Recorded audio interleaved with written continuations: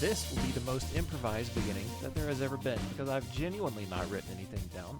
We were told to start recording because Josh is trapped in the pits of fast food hell, and you know we can't delay this, because if we delay it too long, Dylan and Austin get a little antsy and just want to not record at all.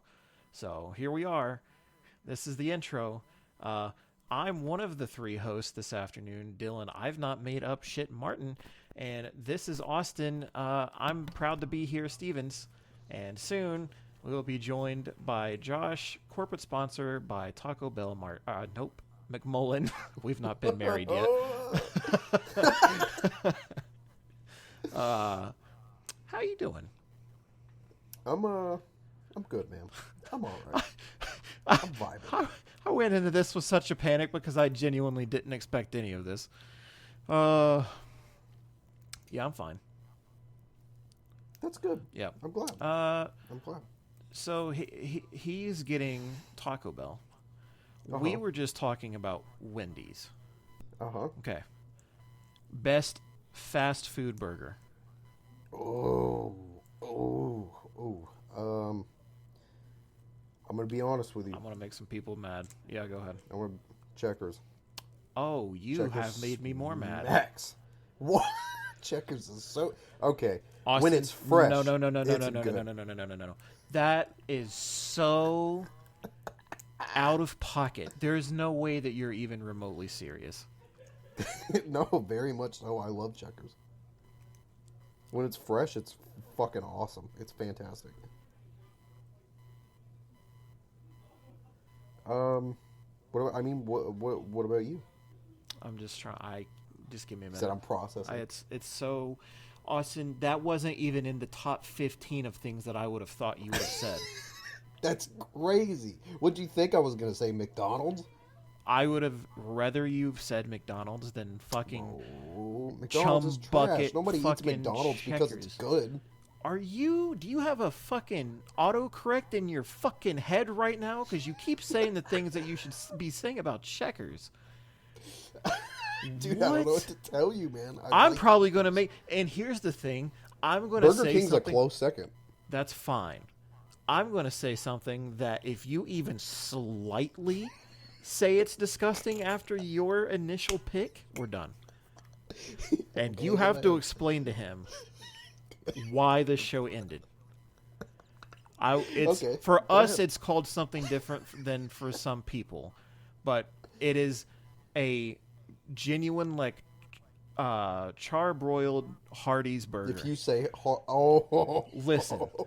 listen, right now I will fucking kick you. That smoke over their food. Even if the fucking ash from that 87-year-old woman's cigarette dropped onto the burger, it would still taste better than whatever fucking slime trail was left by that Checkers burger that you had. That's a crazy take, dude. I'm not gonna lie. What is happening? Carl's Jr. for the other side of the U.S. But Hardee's is so gross. There has to be a middle. I guess the middle ground is Burger King because that's fine. Burger King's good, yeah. What's your favorite fast food chicken? Damn, that one. Fuck. I'm a hard one, dude. Sellout, man. Ooh, is it just fresh, like straight out of the whatever into my mouth? Yeah, sure. That makes it even harder because I am a slut for some Zaxby's, but wrong. What? Wrong. If it's anything other than Magoo's, it's wrong. Okay, I didn't see Huey Magoo's is definitely there. I'll give that to you, but I have never not had to go in, so I don't consider it true fast food. I'm just a little bitch and I don't order ahead. That's right. They don't have a drive-thru. Yeah. So if that's awful. the case, Huey Magoo's is good. But I do love me some fresh Popeyes. Popeyes smacks. Popeyes, I feel like, everybody looks at Popeyes next to Chick-fil-A, but, I mean, they hit on different days, man. Sometimes Popeyes just fucking does it. Also, they're open on Sundays. Get a fucking grip, Chick-fil-A. And their biscuits, you know how much money Chick-fil-A would make alone? I want you to know that... Dude, the after-church lunch service, they Dude, if Chick-fil-A was open on Fuck Sundays, Chick-fil-A. even for just 2 hours, from 12 to 10, they would make so much fucking money. Even that. Pay your workers overtime. Does Chick-fil-A not do that? I don't know. Probably Fuck not. them. Anyway, I had an interview at Chick-fil-A once. here is where we fight. You ready? Best fast food fry. Oh, fuck. See, That's a tough one. it is. That's a tough one. I Chick-fil-A's have- are up there, man. I'll accept that. I I fucks have with very waffle fries. particular tastes, though. Like, I like some seasoning on my fries, so you already know where I'm going. Zaxby's? Yep. Zaxby's does. But see, they don't put anywhere near as much Bro, seasoning on their fries anymore. You got to ask for extra seasoning and dap it up yourself. But I shouldn't have to. You shouldn't have to, but I get a nice little cup of that shit that when I ask for it, I will load that shit up, shake it up. Oh, dude. I asked for 2 or 3. Yeah, so... I'm like, hey, man, as many as you can give me, put it in that fucking bag. What did you say? You said Chick-fil-A, so I'll take that. They have a unique fry. They do, man. Yeah. I like when you get the ones where they didn't peel the skin off all the way. Yeah. It's just like my Dude, people. Yeah. Huh? I don't know. I might have misheard what you just said, Yeah, but like I don't my think potatoes. I like what you said. No, potatoes. Like when I don't peel them all the way. Okay. Yeah, I it's like definitely misheard you. No, it's and like I'm I not kind of going to like elaborate. it's fine. I kind of like the kind of dirt texture. Just delicious. Okay. Anyway, so if not for those two, McDonald's is an underrated fry. no. See, I feel like it's fucking overrated because it's nothing Is it? but a fried piece of salt. They put so much salt on those bitches. bro. I'm gonna give it to another So fucking much. Burger King, dude. I can't get with you on that one. Well, oh, see, can't but do see, it. here I go saying Hardee's, but then you know, Burger King fries are the most like- bland fucking fry. I like the puffiness of them. Yeah, but like you're just eating starch. Like that's all, and that's all you taste. You don't taste anything. There's no flavor. There's no It's just substance. air. Like I don't give a fuck how fluffy it is, It's like bro. a potato churro. Like I need the taste, bro. What else do we have? We've not really spoken about Arby's, but they're kind of they're like a sandwich shop. Arby's, I feel like, is underrated and Yes. gets way too much hate. One of my favorite things to get from any fast food place is from Arby's. It's the Greek gyro. Oh yeah, dude, that shit's good. Yeah, That and shit's real good. so this might be a travesty, but I've been getting their crinkle fries more than I have the curly fries. That I'm pretty sure that's blasphemous. I know. Actually, I mean, truly, I because think I you could grew be up on their curly crucified for fries. doing that. Curly fries with a little cup of cheddar. Do you ever do that? No, no. I'm a Arby sauce man. I'm an Arby sauce. Arby's sauce guy. is great, but if you get like some curly fries and ask for a cup of cheddar and dip those bitches in there, motherfucking 10 out of 10. And Good let old me just beef and tell cheddar, you, bro. beef and cheddar absolutely slaps. Did you try when they had the Wagyu burger? I mean, it's obviously not real Wagyu, but Yeah, no, I did. close That enough. was good it's too. good. Yeah. Very good. And the little backyard thing they had going on was good. Yeah. What else, dude? I will say one of my favorite like side things to get at any fast food place is their jalapeno poppers, and you get the Bronco Berry dipping sauce. It is like a festival in my mouth. Hell yeah. It's so good. I've never tried that. It's delicious, man. And they absolutely have the best just pull up to the window shake, I feel like. Mm-hmm. Yeah, give me that Jamocha. I've been getting a lot of side salads recently. Look at I don't know you. what that's It's to about, make up but- for the chocolate milk. So, yeah, because I eat Chick-fil-A a lot, and I eat Zaxby's a lot. Yep.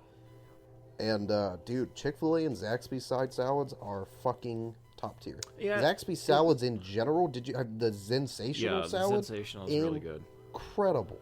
Incredible. Is that just a southeastern thing? I don't know. Yes, I do believe so. Yes. Yeah, I don't know. No, how far I that saw extends. one. Did I see one in New York? Maybe. We have a lifeline up there. We can ask a friend.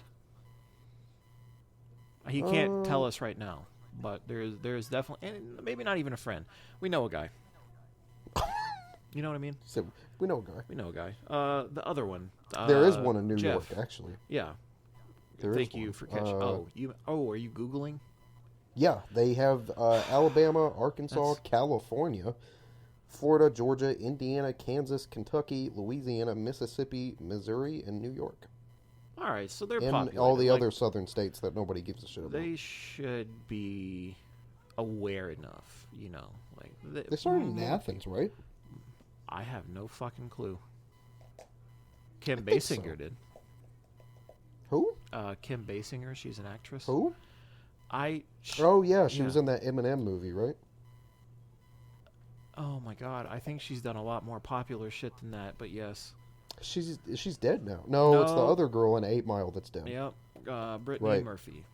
Right. Yes. Yep. Yeah, I forgot she was in that movie. Weird scenes in that movie. Never forget. What? Anyway. Oh, the sex scene? Yeah, they were done really weird. I don't know if I'm the only one that feels that way. You but were just young when you watched it. That's just some straight up, like, hey, quick sex. Also, maybe that. Yeah. It's been a while. I think the last time I saw 8 Mile, I was 13. But you really enjoyed it when you did. I don't think I did. That's the thing. I think you did. I don't think so. I don't think so. 8 Mile is a good movie, though. Fuck, dude. I can't remember last week. You think I remember fucking 13 years ago? Oh, that hurt. No, I don't. 13 years ago. I was 13. 2010. That is 13. Definitely not. Isn't that crazy? What have you been doing this week? I finished the One Piece Netflix adaptation. I just realized we could have actually started the show. I was just bullshitting. Yeah, we did it for a while. We did. Only 12 minutes. That's not too bad. That's enough. Most of it was about fast food. That's true. I finished Netflix's One Piece adaptation, and I cried those last the last episode, pretty hard. When I talked about One Piece for the first time, the anime, a couple weeks ago, back when it was also just me and Dylan, I spoke about Nami's arc, the Arlong Park arc. That's kind of at the end of the East Blue Saga, which is what the live action adapted, and the last 2 episodes of the live action are solely the Arlong Park arc. It's such a funny way to say it. And that shit hurt, dude. That shit hurt real bad. Right from the moment where Nami kind of betrays the crew, and she's like, hey, I'm actually working for this guy, and I stole all your money. Peace out. The actors did such a good job at making these characters feel so believable. There's a scene towards the end or about halfway through the last episode when Nami kind of realizes that Arlong betrayed her and he's not going to set her village free, and he ratted her out to the Navy, and the Navy came and took her money. And then there's a scene of her basically having a mental breakdown, because she's like, everything that I've worked for 12 years, or however fucking long it's been. I don't think it's actually been that long, but maybe. She's basically like, okay, well, everything I've been working for since I was a child is thrown away. Like, I have no hope of saving my people. I have no hope of getting away from this pirate. Like, I'm done. This is it. And she starts... Arlong made her get a tattoo of their, pirate logo on her left bicep to show everyone. Basically, it's basically a brand. Basically him saying, hey, you're part of our crew and I own you. And everywhere you go, you're going to be reminded that I own you. And when she's having this mental breakdown, she starts kind of scratching at this tattoo, and she picks up a dagger and she starts trying to stab it out and cut the tattoo out of her skin. And like the screams she made were so, like, I don't know how to explain, like, guttural. Like, they were painful. Like, you could really feel the pain in her voice. And once Luffy kind of starts to put all the pieces together, and the crew decides to fight Arlong to basically get Nami's life back, you can see the pain in Luffy's eyes. and in his expressions of learning about what this person who is now his friend had to go through. When they get to, when Luffy gets face to face with Arlong, they're inside the map room of Arlong's like little castle or whatever, and it was the room where Nami was forced to draw maps for this pirate crew because that was like her talent. She was very like oddly talented at remembering geographs and drawing maps and such. And I don't know if geograph's a word, but whatever. When Luffy and her walk into this room to start to steal some of her maps back from Arlong, he's kind of noticing, like, this isn't a room, bro. Like, this is a fucking dungeon. And, like, someone had to live here. And he starts looking down at the floor, and he sees the chains on the floor, and he asks her what they are, and she's like, and instead of, you know, just basically saying, oh, those were the chains I was forced to wear, she said something that was like, oh, he let me take them off when I was 12, on my 12th birthday as a birthday gift. And, like, the pain on his face of realizing, like, what his friend had gone through, because all Luffy had known at this point is really freedom and adventure and doing whatever the fuck he wanted to do. And he sees someone whose life is basically the complete opposite of that. And you can really feel the pain that he felt, at least in my opinion. I thought that all these actors did a fantastic fucking job. It was a great series. I can't fucking wait for them to get to season 2. I really hope that they get to do it. I hope Netflix doesn't pull the plug on this. I don't see why they would. The viewer numbers were fucking fantastic. So we'll see, but this was incredible. So this is just wild to me because I know my neighbors that live around me fairly well, like the one that lives to the left of me. Like I talk to him like at least once a week just in passing, but the one below me, Sabrina, talks to him a little more because like he has 4 dogs, and if you know Sabrina, she loves dogs, and then he's also a trainer for them, and he's a vet, retired veteran, so like he has a service dog, and like it's super obedient. Cool. It's awesome to see, right? But he's just a cool guy. Yeah, he was a cool guy, and I've met him a few times, and super nice. And I was coming inside, I think yesterday from, we either just got home from work or just got home from the gym, and all 4 of his dogs were out there, and they kind of stopped and greeted us. You know, I said what's up to him, and then he saw my tattoo on the underside of my arm. And if you've never seen it before, it's like a stylized haunter that is very, I don't want to say tribal because that's not the word, but it's not your traditional haunter picture. I'll say that. And no one has ever seen that and known exactly what it is. And then he saw it. He was like, oh, is that Haunter? And I was like, what? Like, yeah. I was like, dude, you're the only one to ever get that. And he was like, well, I'm a giant nerd. And then he started talking about, he said, just by the way, sorry if you guys heard any yelling from down below you last weekend. He was like, the One Piece Netflix anime adaptation on Netflix came out, and I'm a huge One Piece fan, blah, blah, blah. And he just started raving about it, man, and just saying how much he loved it and how it was true to like everything he wanted it to be. He was talking about how the creator had his hands in it too and stuff like that. And I'm just like, I have not heard one single negative thing about this entire show. And that is so cool for them to do something so right. Like, it gives me hope for what they'll do with Avatar. But I'm also still terrified on that same regard because I know the showrunner stepped away from that. So yeah, that's spooky. It is. It do be spooky. That's spooky. But I'm just glad that that it did so well, man, because everyone seems to genuinely love it, and I guess to just want to see what comes next. That's awesome. It gives me. I hope that they knock this Avatar shit out of the park. Sabrina and I are huge Avatar fans, so we have high expectations. The casting looks phenomenal, so we'll see. Madison's very excited for it. Yeah. She loves Avatar. Same. So we'll see. It definitely renewed my hope for future adaptations. I think I said it last week, like for Gundam specifically. Netflix announced they were doing a live-action Gundam project in 2016. There was news in 2018 of who they had picked to be the director, which was the guy who directed Kong Skull Island. And I think he's done other shit too. I don't fucking know what they are though. And I've never seen that movie, so I can't. I don't have any feelings about him as a director.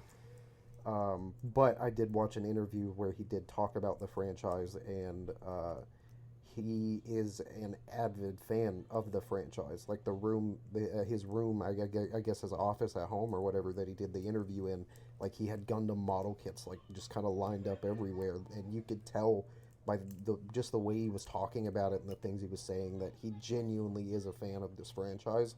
So that kind of is also nice. Like I think this One Piece adaptation really proved that with the right team behind it, it can be done.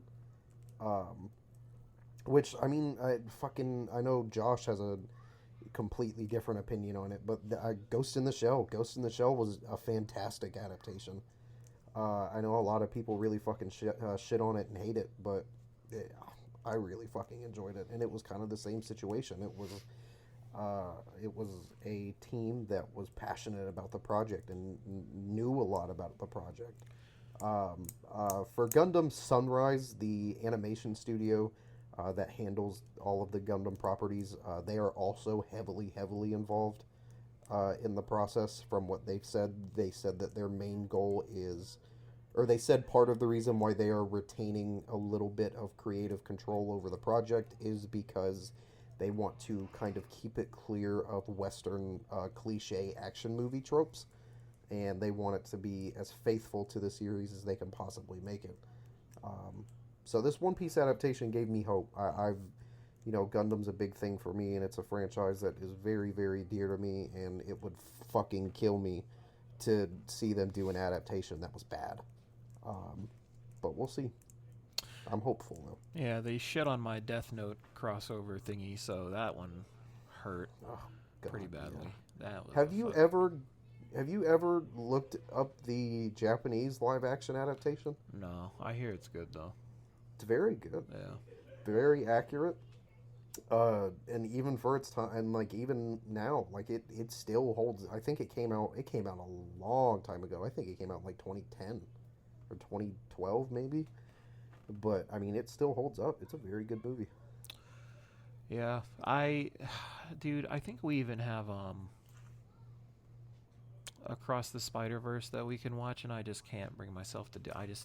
Movies are. Damn. Yeah, I know. Damn. Good morning. Hello. Shh. Oh, is he? Yeah. I'm here. His icon's here. I am here. Icon like in Final Fantasy 16. Oh, shit. It's spelled E-I-K-O-N. E-I-K-O-N. Austin, this only works if you talk too. I can't talk. What the It's fuck impossible. am I supposed to say? I don't know, but fill in the fucking blanks. Sound excited. Don't sound excited. There. All right. Hi. There we go. Yeah. There we go. Oh, Yep. So yeah, we're that just was- wrapping up. Oh, yeah? Is that right? Just wrapping up what he did this past week, which was watch One Piece Netflix Final Thoughts. I just read it from the okay. document.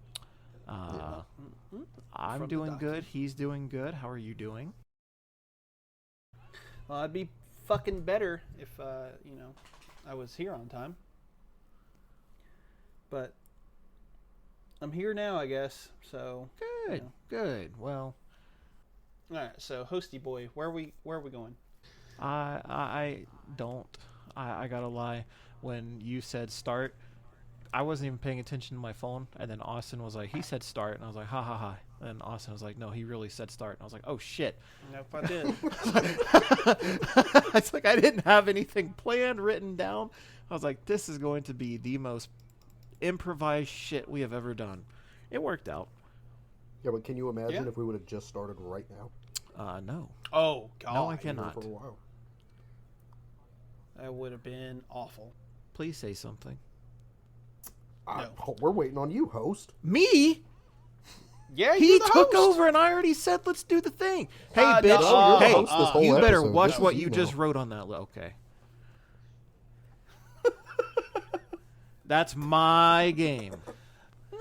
Is it? You need to... Is it? And Austin hasn't even written anything, so we don't even know what his 5 games Well, are. I guess I can just like steal all of Austin's picks then. That's true. If you Just- put a Persona game on there... Oh, here it goes. Persona 5, Persona 4, Persona 3. Just all Personas. I'm just kidding. Just all the Personas. Yes. Yes. This is the Patreon voted topic from July. we're going to say today. Oh, no. Yeah, we didn't have to say that. We... No, we definitely did because we got very far behind because of scheduling and whatever. But this is July, right? I mean, I'm looking at it. It's July, and we did August already. We just need to get to. We also didn't say September. when you'd fucking get it, so get over it. That is true. We did not say that. Fuck you. Oh, that's weird. But yeah, Patreon decided topic. So I don't know. Am I hosting now? Is that? What happened to him? Something like that. I don't know. Yeah. Something like that. All right. Well, you know them, you love them. Hmm? Our battle royale topics. So this was again the Patreon decided topic, and what we're going to do is we are going to talk about art direction and talk about games with really great art direction. So Shut your mouth. we have all brought 5 games apiece, and we're gonna battle them to the death for your entertainment. So let's talk about the rules, I guess. I don't know. Oh, yeah. So, no self-sacrificing, Hate these. and you can alter an alternative of your own choice of your game. Okay, awesome. And then, yeah, we've all brought 5 games Cinco. apiece.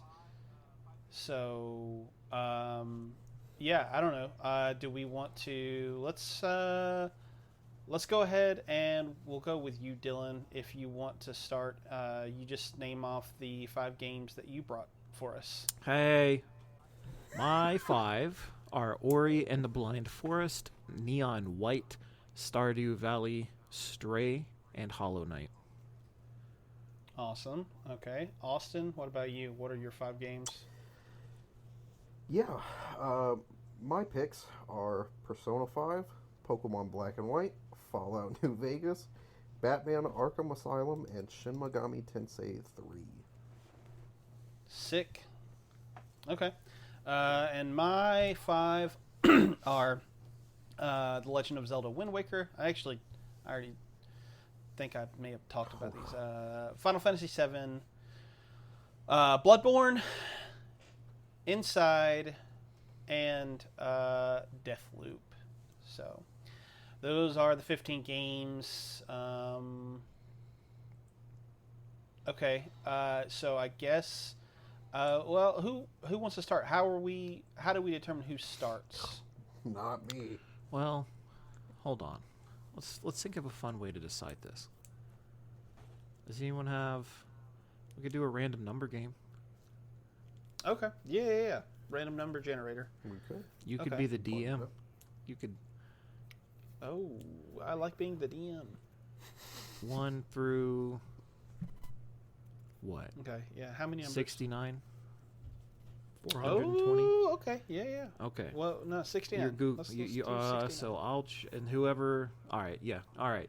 My number. I'll choose 23. Okay, 23. All right. 44. And am I choosing a number also? Yep. Yes. And then whoever is closest goes first. Okay. Okay, cool. All right. So your number's 24? 23. 23. Okay. Mm-hmm. Okay, Yep. Austin, yours is 44. I'll do 69, and then... Okay, so is it the highest number or closest number without going over? Or, all right. Or is... so, which... So whoever's the closest gets first, second closest gets second, and, third. Okay. The number is 23. You're fucking kidding. Damn! Not kidding at all. Number is 23. Here, let me see this screenshot. What the fuck? That's fucked up. This is wild. So it literally goes in Why order can't of that up. happen anywhere else? Incredible. What the fuck? Incredible. Where's the chat? Yeah, that's nuts. That's absolutely fucking crazy. But What the hell? yeah. Okay, well, what the fuck? I'm just so perplexed right now. It's kind of fucking crazy. All right, so I guess it goes to me, Austin, Josh. Okay, yeah. Me, Austin, Josh, or you, Austin, Josh. That's crazy, dude. I wish I would fucking play the lotto more often. I'm sure it was the same odds. Oh yeah, 100% same odds. I gotta look at this list real quick. Fuck, there's some really good. Out. This is a really good game list.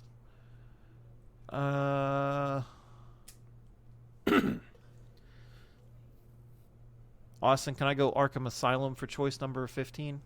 Oh. Okay. No. No. Okay. No. Okay. No. Okay. Hold on. No. Like, genuinely, is Fallout New Vegas going far for you? Not because you like the game, but for the art direction. Not necessarily. Okay. Not necessarily. My choice would have been Arkham Asylum, but you can offer alternatives. I will offer SMT3. Okay. I have to look up this game. So, speaking a little about SMT3, it caught me kind of off guard because it was one of the first JRPGs I played where it wasn't... You weren't saving the world. The world's already done. You watch that shit happen. You're just struggling to survive and figure out what's going on and what's left. And the art direction very much makes it feel like that.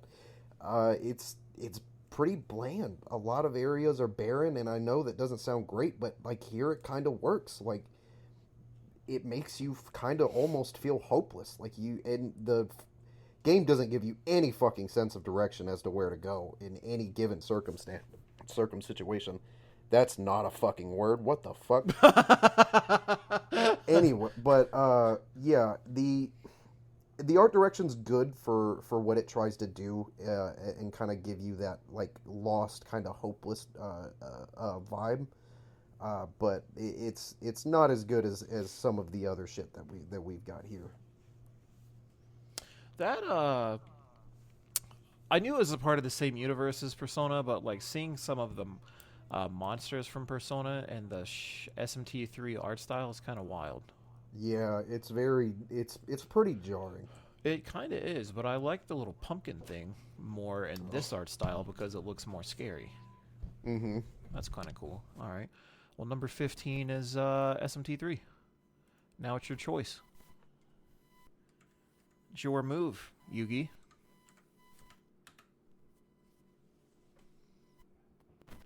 Yep. Sorry, I was telling my son goodnight. Oh, Hold on. whatever. Fucking children. Fuck you. Oh, dude, I don't want to do this because Josh is going to yell at me. Why am I going to yell at you? Josh, I'm going to say inside, but only because I don't know what it is. Oh. No, not yet. I'll give you Deathloop instead. But I'm going to look it up. Oh, okay. That was my second option. Yeah. No, I really like Deathloop a lot. I think that it's very pretty, Okay, and it's got the kind of like color palette and sort of like stylized art of like a 1960s kind of like spy thriller, and that really kind of fits the overall vibe that is going on there.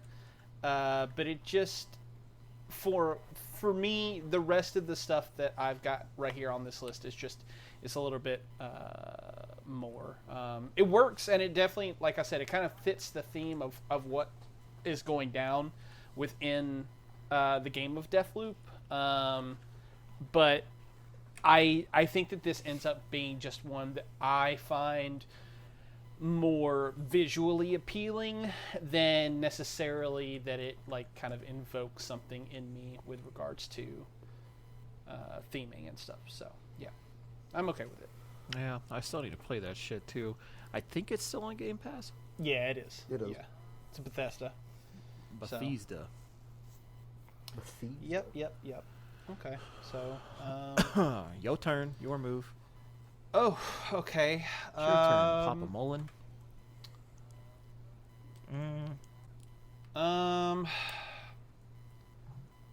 Austin, I hate to kind of pick on you, but how are we feeling about Fallout New Vegas?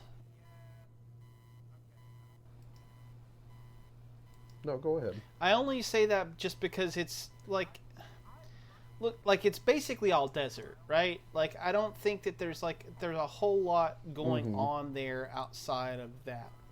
I know you love the game, but like what, like, is it okay to go there? I'm cool with that. Compared to the other games on this list, I'm okay with that. But it does hurt. Okay, cool. It does hurt. Yeah, like there's nothing wrong with it. Yeah, there's nothing wrong with it. It's just like New Vegas itself is fucking cool as shit when you get in there, right? But like, it's all just kind of like desert, for sure, right? I mean, yeah, dude, the city of New Vegas itself is fucking awesome. And it's you know, and it's almost a similar way that Shin Megami 3 does it, and it kind of gives you that because like you said, it is mostly just desert. And it kind of gives you that barren and lost kind of feeling to it, which in a Fallout game is something I kind of want. Because, you know, it's all about exploration, right? But when you especially, it's like you just said, especially getting into New Vegas itself with that kind of like that retro like casino-esque feel to it, like it's very pretty to fucking look at, and even still holds up in my opinion. But I can totally understand how certain parts of that game could kind of feel just dry, because it is just a straight up fucking desert. But it's still a great fucking game. oh yeah, it's one of the best ever made. Like, Mm-hmm. all right, whose turn is Dylan. it now? Yeah, Dylan's. this is not Dylan. easy. I'm not doing this to Austin. Go ahead. No, I'm not kicking three of yours out in the first four choices. I mean, hey man, Oh you my feel like God. there are better games that are better. Games. Not to me. Art direction wise, not necessarily game itself.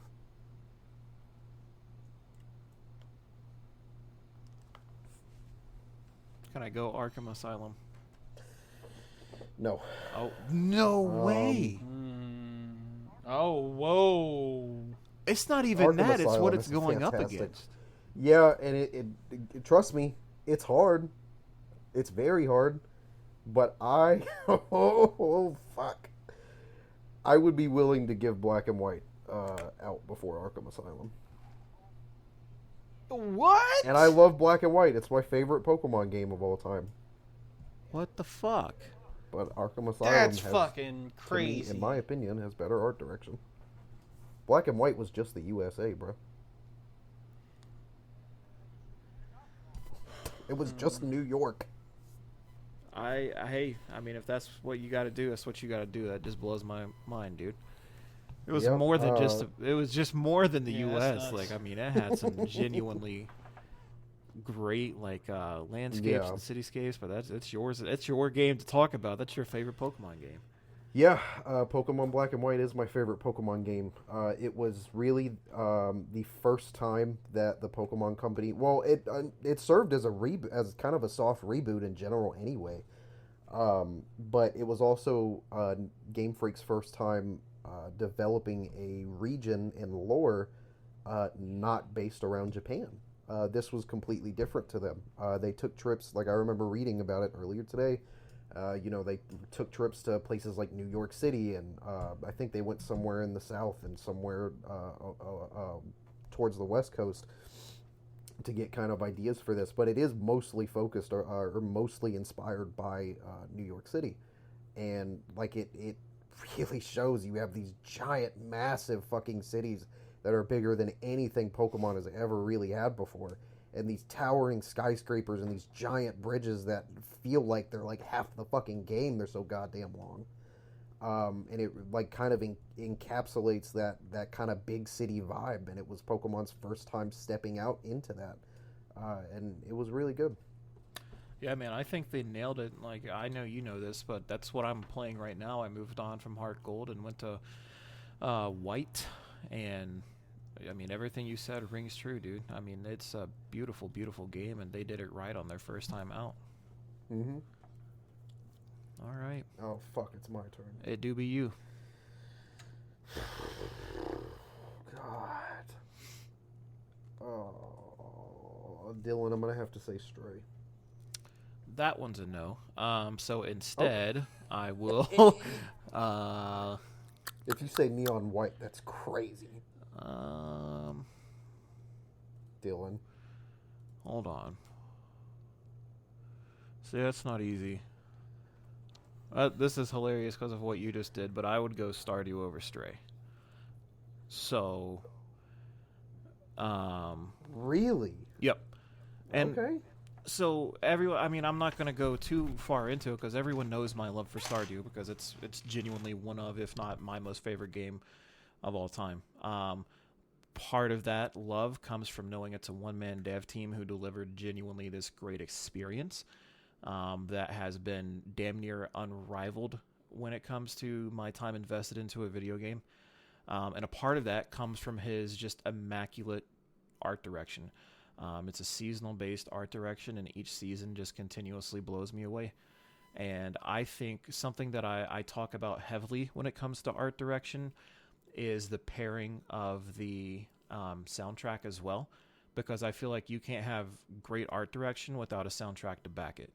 Like, I don't want to play Bloodborne and be listening to 8-bit music, essentially. Like, I need to hear that crazy, operatic, just melancholy music almost. Like, I need that to go with it. And I think Concerned Ape did a great job with this when it comes to Stardew, because I have the absolutely beautiful art direction, but I also have the soundscape to go with it. And that itself makes the art direction to me. I love Stardew in terms of a visual experience. I think it's very bright and colorful, and even when it's dark and rainy, it's on this just other level. It's a beautiful pixelated world that I think he did a really good job at making it just come alive and thrive.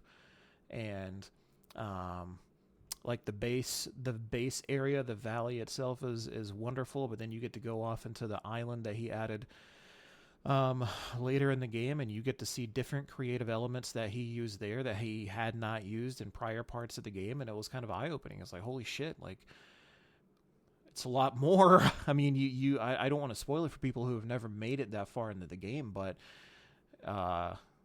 it gets kind of sinister over there. Like, it's an untamed volcanic island, so, let your imagination run wild, and I think he kind of nails that, and he does that throughout the whole game. Like, he gives you this life sim in a valley that you would kind of expect, but he adds this level of mysticism and just kind of this omnipotent connection with the world itself, and it just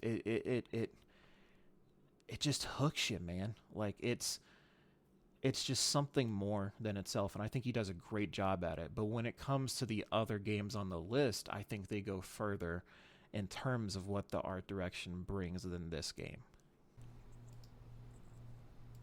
All right, whose turn is it? Yo turn. It's my turn. Okay. Well, definitely don't want to fucking continue to pick on Austin. So, Dylan, how you feeling about Stray? You are more disrespectful than he is. What? Why? You've played the goddamn game. Yeah, I mean, and it looks great, but like, look at the other games on your list: Stray, Hollow Knight, Ori, like Neon White. Like, what are you talking about? I just I like Stray. I think it's very pretty, but like these other games, the other ones that you have here are just way. I feel like they're way more distinct than Stray. They are, but the reason why I'm going to cut Neon White here that's crazy. You're crazy. It's beautiful. I think what you said is true. It's striking. Like, it immediately captivates you, and I think they do a great job at both level design and sound design, like I was just talking about. Like, the soundtrack that they wound up using just kind of, it's almost like a heavenly, I don't know, it's not like a heavenly arcadey type of soundtrack. Like, it does a great job of putting you into the game, but for the most part, a lot of the environments are similar, and I feel like the art direction doesn't necessarily do too much to drive the story forward. Yeah, I think that when it comes to each different level that you can go to, like all the crazy different environments, it does a great job at making you feel like you're somewhere else.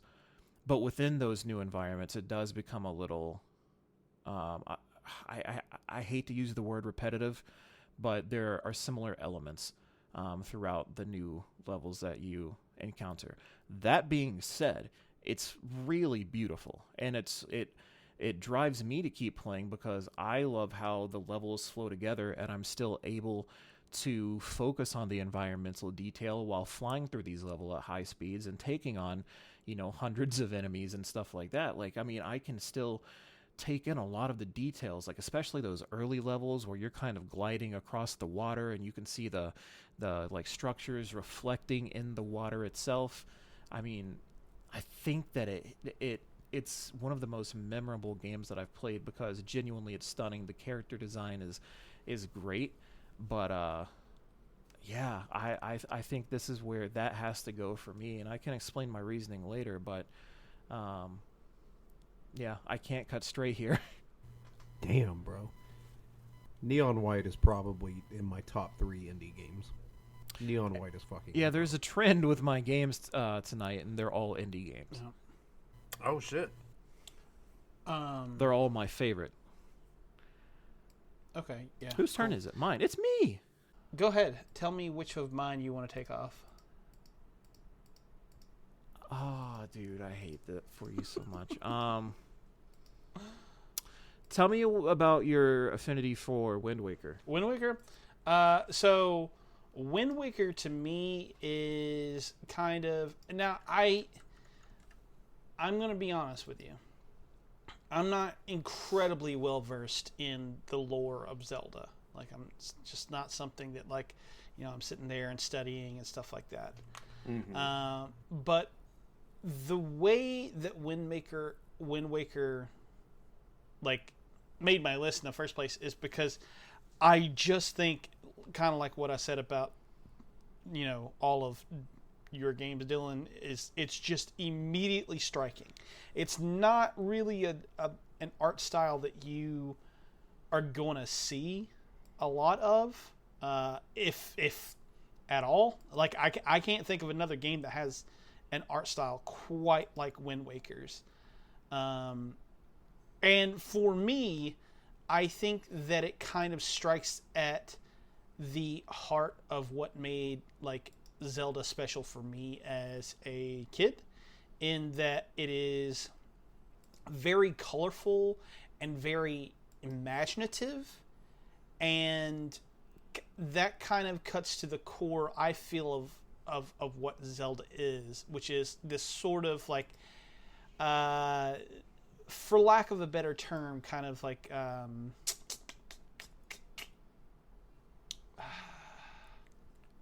guess exploration. Like, it's all about finding new things. There's like a sense of wonder about it, And I feel like the game looks that way. Does that make sense at all? Yes. And then you kind of, you cycle that in with the fact that you are, kind of sailing around through all these islands, and it just, I don't know. I think Wind Waker is a very special game, and I think that it looks fucking stunning. Are you okay with it going out at 9? Yeah, I think so. Because let me just take a look at all the other ones I've got. Yeah. I really thought Bloodborne Inside and 7 would go further for you. Yeah, I think that's probably right. I love fucking Wind Waker, though, man. I really think that game is something special, and part of that is because the art direction is something so just gorgeous. You know what I mean? Yeah. You think they announce a Wind Waker port at the Direct tomorrow? Absolutely not. I think Wind Waker is... because why would Nintendo do anything? Exactly. Why would they give their fans what they want? Terrible. Hate it. Damn it, Nintendo. We'll get a fucking Zelda Tactics game before we get a Wind Right. Waker port. Jesus. Okay. I shouldn't have said that, because I know it's going to happen. No, it is going to happen. It's Austin's turn. Oh, it is my turn. Oh, no. This is fucking hard, dude. Yeah, it is. Dylan? You better say something. You better say something that's not Stray, apparently. I'm between Stray and Enzyme.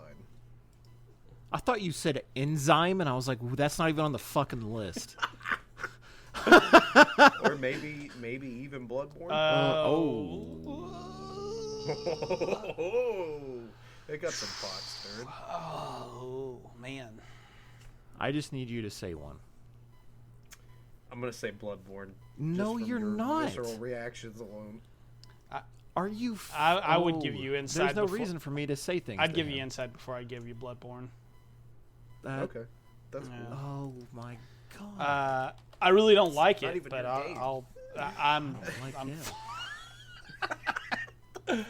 All right, so Inside for me, the reason that game fucking rules is because it is kind of a take on fascism, I think, a little bit, and kind of the mundanity of fascism.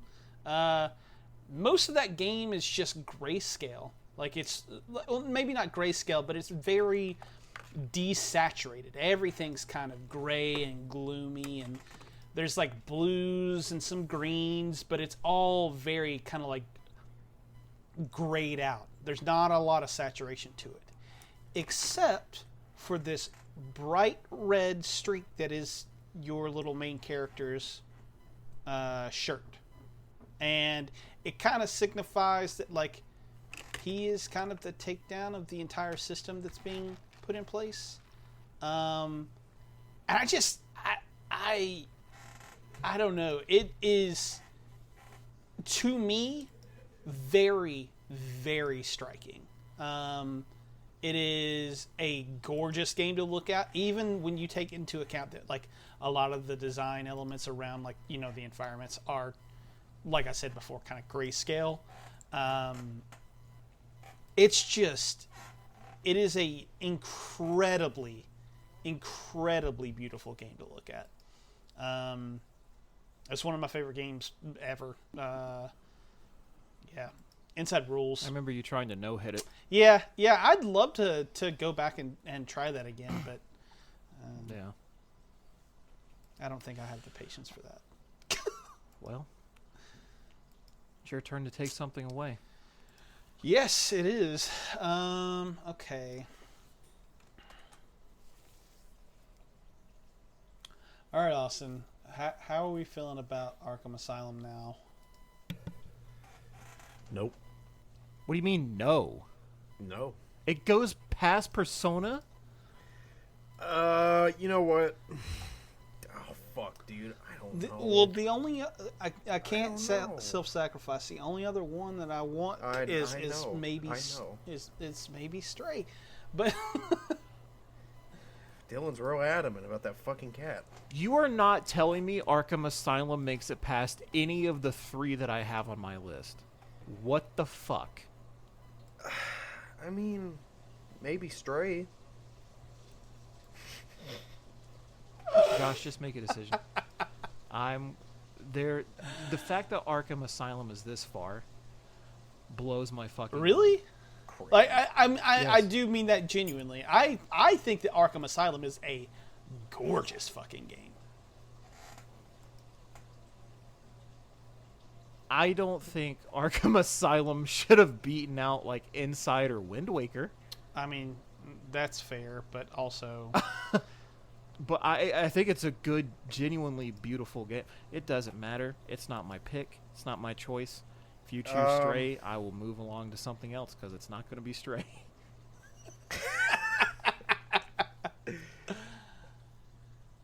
Dude, I don't even know if I'd give up Asylum over Persona 5, honestly. now What are you that's absolutely crazy. That's fucking absolutely smoking. You're nuts. doing this for the reaction. There's no way you're not. No, I mean, genuinely. Dude, Arkham Asylum can go. Arkham Asylum can go.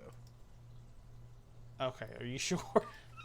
If positive. you Positive. I Hang on. just I Would you genuinely, I- if it came down like to the top 3 and Persona and Arkham Asylum were still there, would See, that's what I was thinking, and I think Persona would have to Okay, go farther than alright. Asylum. So, I can let Asylum go. all right, cool. I'm glad that we talked you off the ledge. Yeah, Batman Arkham Asylum. I fucking love this game. I actually started replaying it over the weekend while my internet was out because it was kind of one of my only few options. And I was hooked right from the start, all over again, dude. You know, when you look at a game like this, you probably wouldn't think of the words like beautiful or gorgeous because you're in a rundown fucking asylum. But this entire little world of Arkham, it's so like as you go through, you genuinely start to feel like you are descending into some crazy fucking shit. Right from the get-go, you're locked in an asylum with every fucking inmate there, and just the details of like the blood running down the walls and like the fucking like blood marks from where a guard had been beaten and dragged. Like it's the little shit that makes it feel like such a terrifying and claustrophobic experience, and it's an extremely claustrophobic experience. You're walking down these narrow corridors or moving through ventilation shafts for 75% of the fucking game, and all the while you basically have Joker in the background popping up on these screens just more or less laughing at you. And the art direction just it does so fucking well for it. I hate to see it go at 7, but I do understand that the rest of these games are some extremely gorgeous looking. Yeah. That's not even mentioning the uses of colors, dude. Like when you go outside, the entirety of the island is like just cast in this greenish, like with the moon cutting yeah, through everything. it is Yeah. seriously like a very, very pretty fucking For the game. same reasons, we'll hit on a lot of points on Hollow Knight and Bloodborne. Like Arkham Asylum does some of the same stuff with like a gothic nature. Oh yeah, 100%. The architecture and everything's very gothic. I love it. Yeah. Very well done. Cool. All right. Well, Arkham Asylum at 7. All right. I think that means it is Dylan's turn. So turn. Final Fantasy VII it is, because Bloodborne is not going out and Persona is making it further. Right? I mean. Yeah, I was not cutting Persona, yeah. Okay. I wish that this game could make it further, but I understand why everything else can't. That said, I love the way that this game looks. Even the old PS1 that everyone fucking is like, "Ooh, it looks so bad."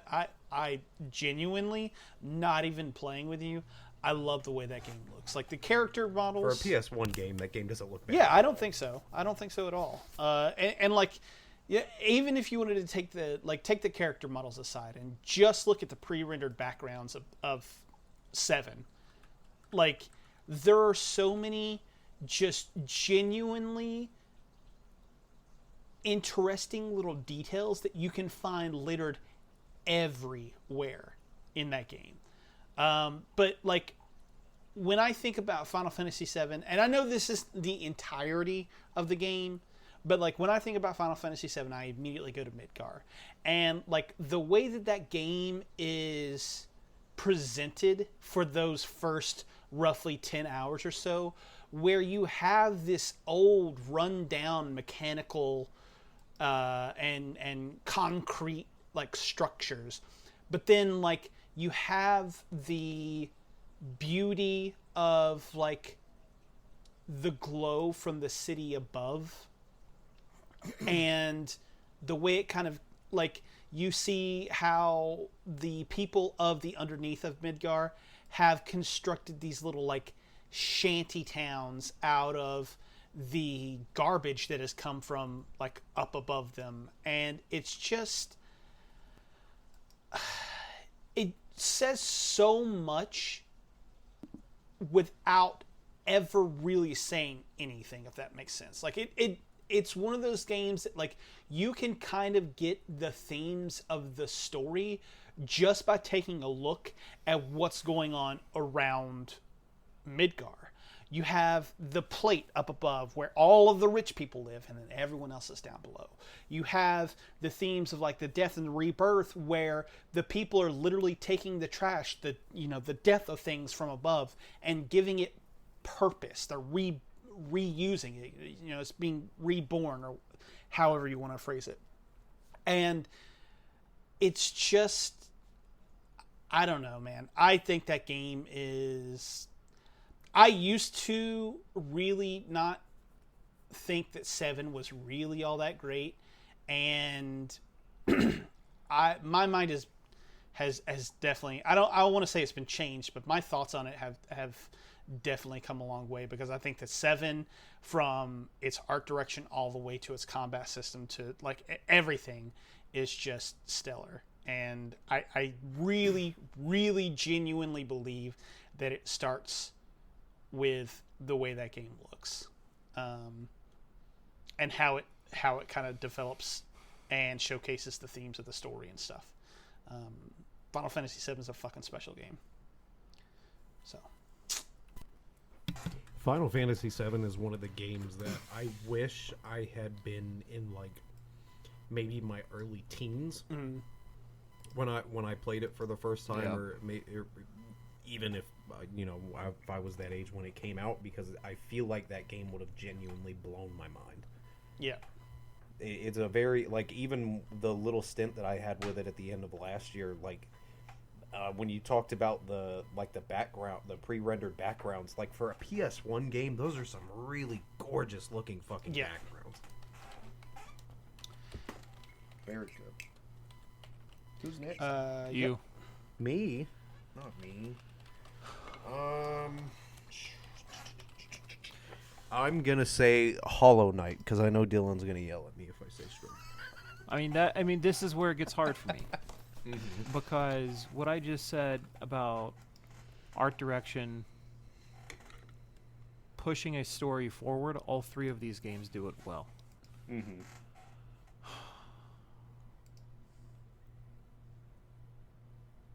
And I fucking hate it, because Hollow Knight does its...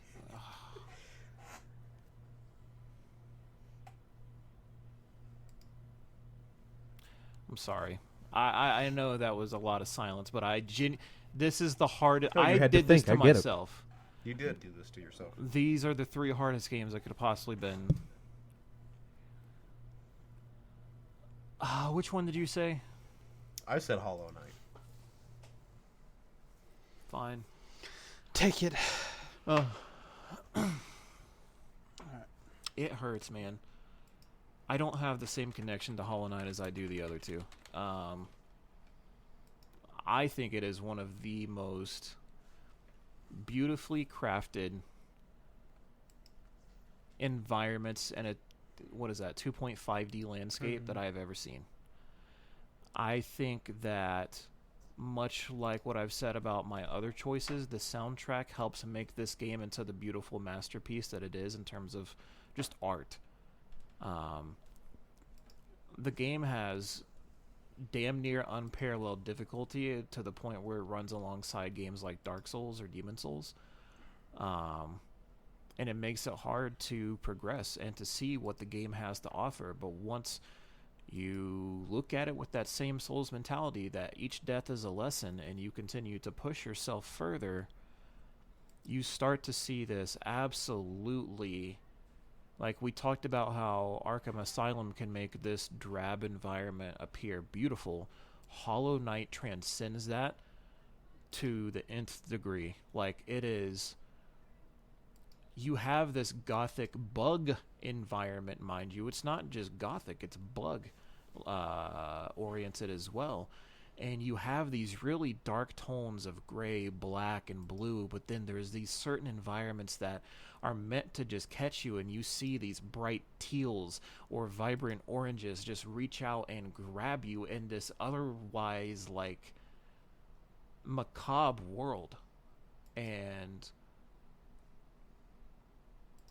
death is kind of used as an adventure in this game. How Justin said that death is a mechanic in the Swapper, death is more of like an open door for an adventure, because maybe you weren't meant to be where you just died at, so let's switch it up and go somewhere else. And as you begin to do that, you begin to see that this world is... It's beautiful the deeper you go. The further underground you go, you think you would see this... I don't... dreary. You think it would be dreary and hellish, but it just gets more beautiful the more time you put into it, and it helps drive your narrative forward. It helps you find the Hollow Knight. It helps everything about your journey, because you want to see more, you want to push further, you want to get better. And with a soundtrack that kind of takes you by the hand and pulls you forward, coupled with the beautiful world that they crafted, it's hard for me to say it goes out here. But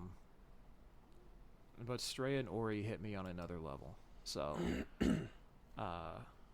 yeah, it's a beautiful, beautiful game. Hell yeah. Hell yeah. Your turn, Josh. All right. Well, I guess it's I don't know. You tell me. Is it Stray or is it Ori? I know. I would rather die. Oh God.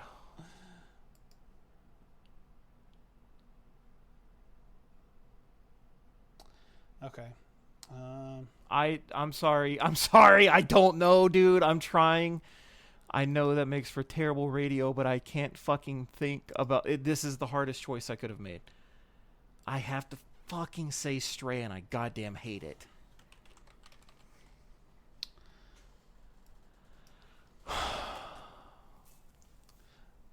Fuck, man. Okay, I'll start. You Yes. off. The thing I love about Stray is it is kind of using the color palette and sort of like cityscape type stuff that we typically know sci-fi for. Like if you think Blade Runner, you think these colors, you think this sort of like the languages that are shown up on the Asian not kanji, that's strictly Japanese, but you know what I'm saying, like those sort of like letterings and stuff like that.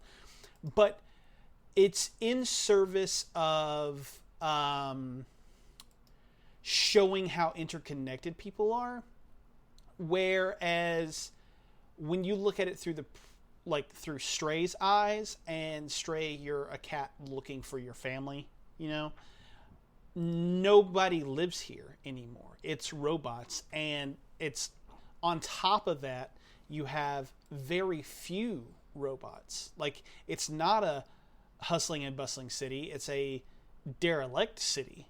And it inverts what we kind of think of as typical sci-fi, and just, to me, totally rings home the narrative that, you know, you are looking for your family, and you find that in more ways than one. Yeah, it's a gorgeous fucking game.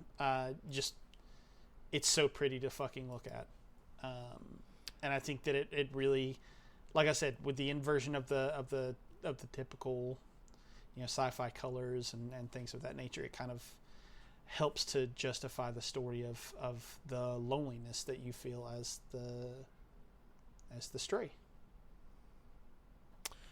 I think everything you just said is completely accurate.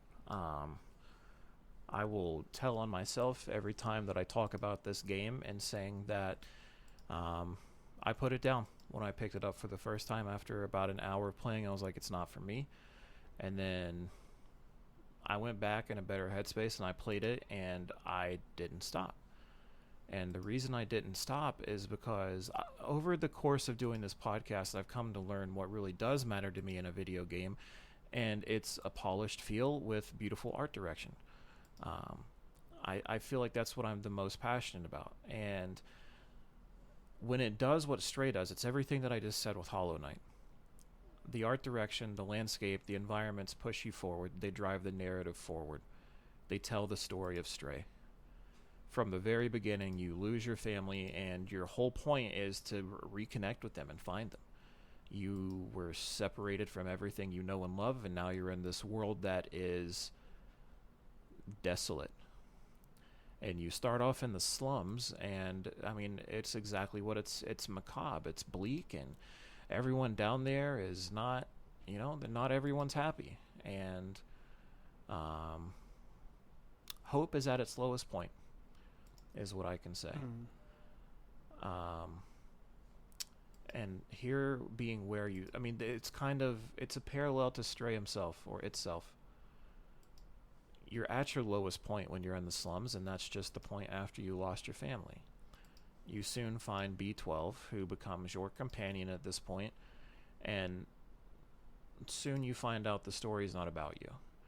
Because ultimately we do want to help Stray get to his family, but in order to do that, what you have to do is start to help other people find their hope, or to find their family.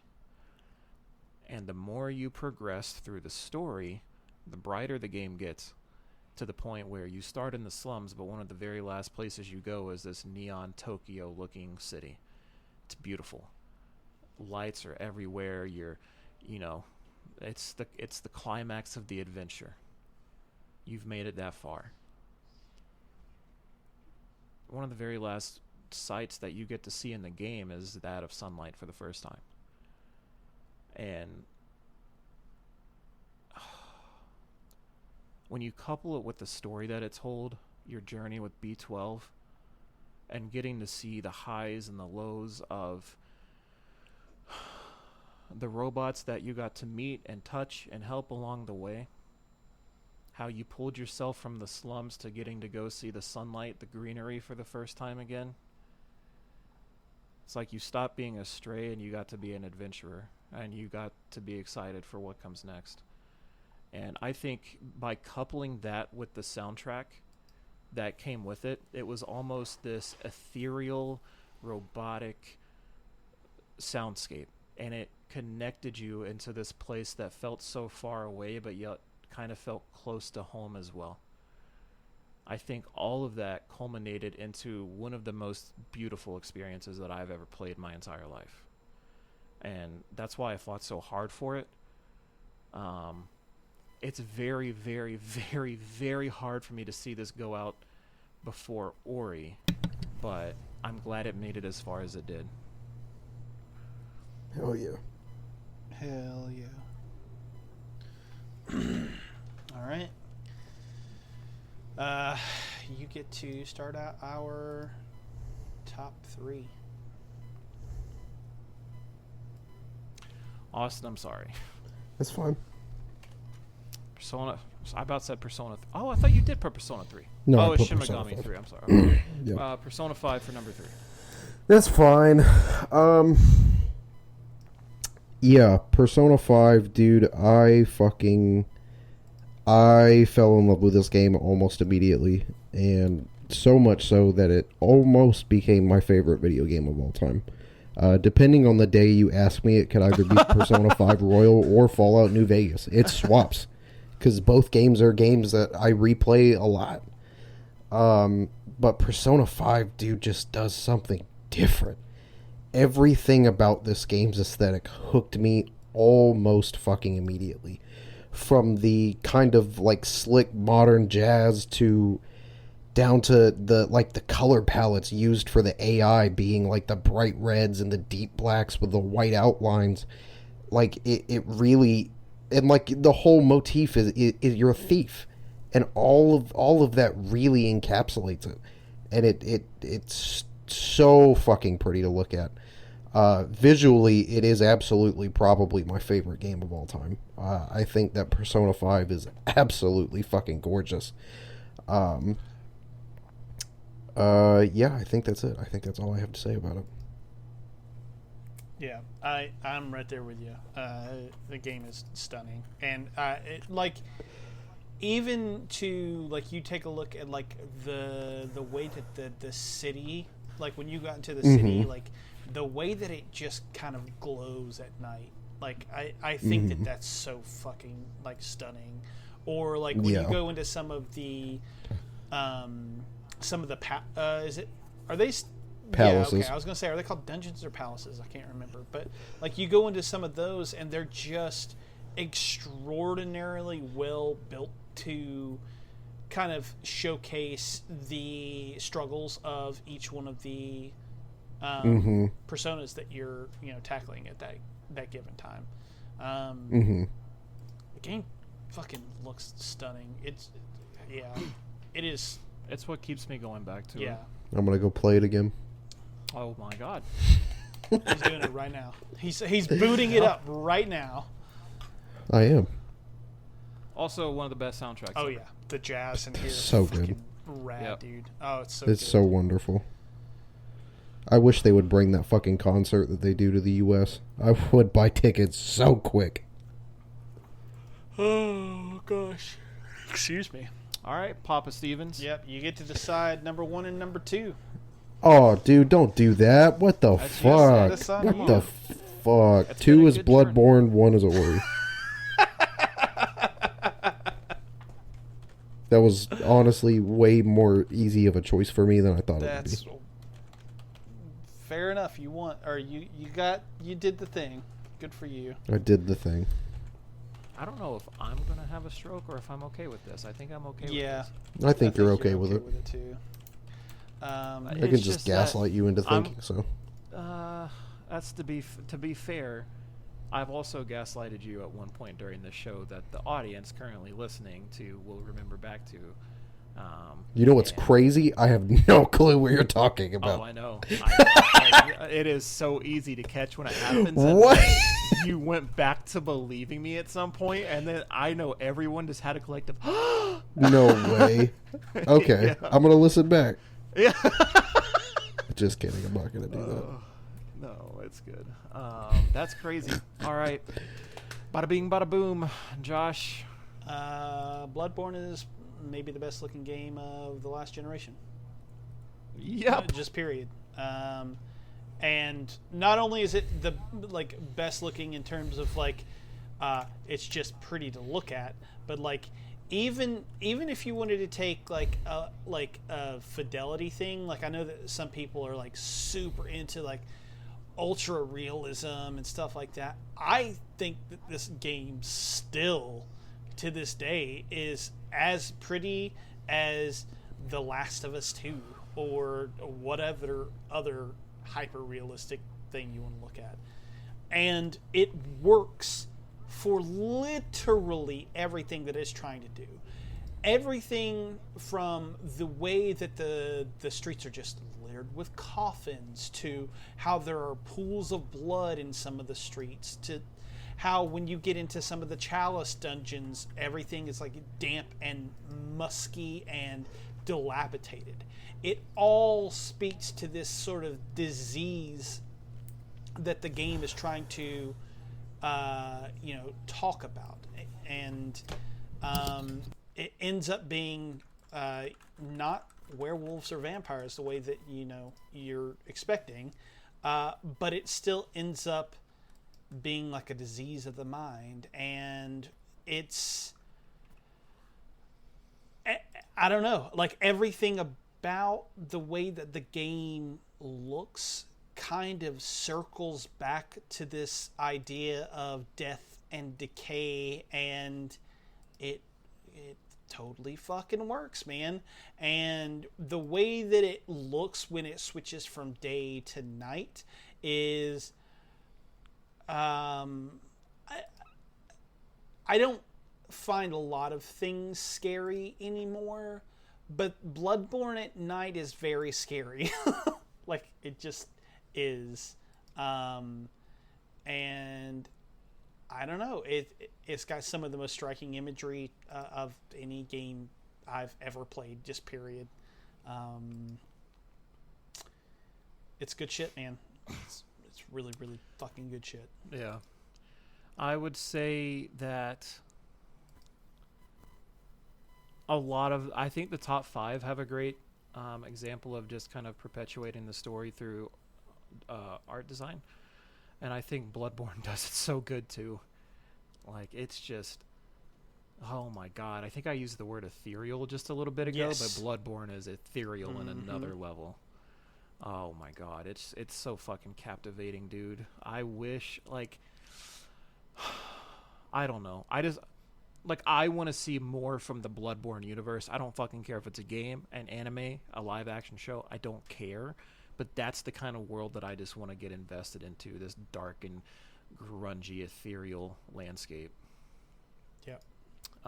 They did a comic, right? I do now.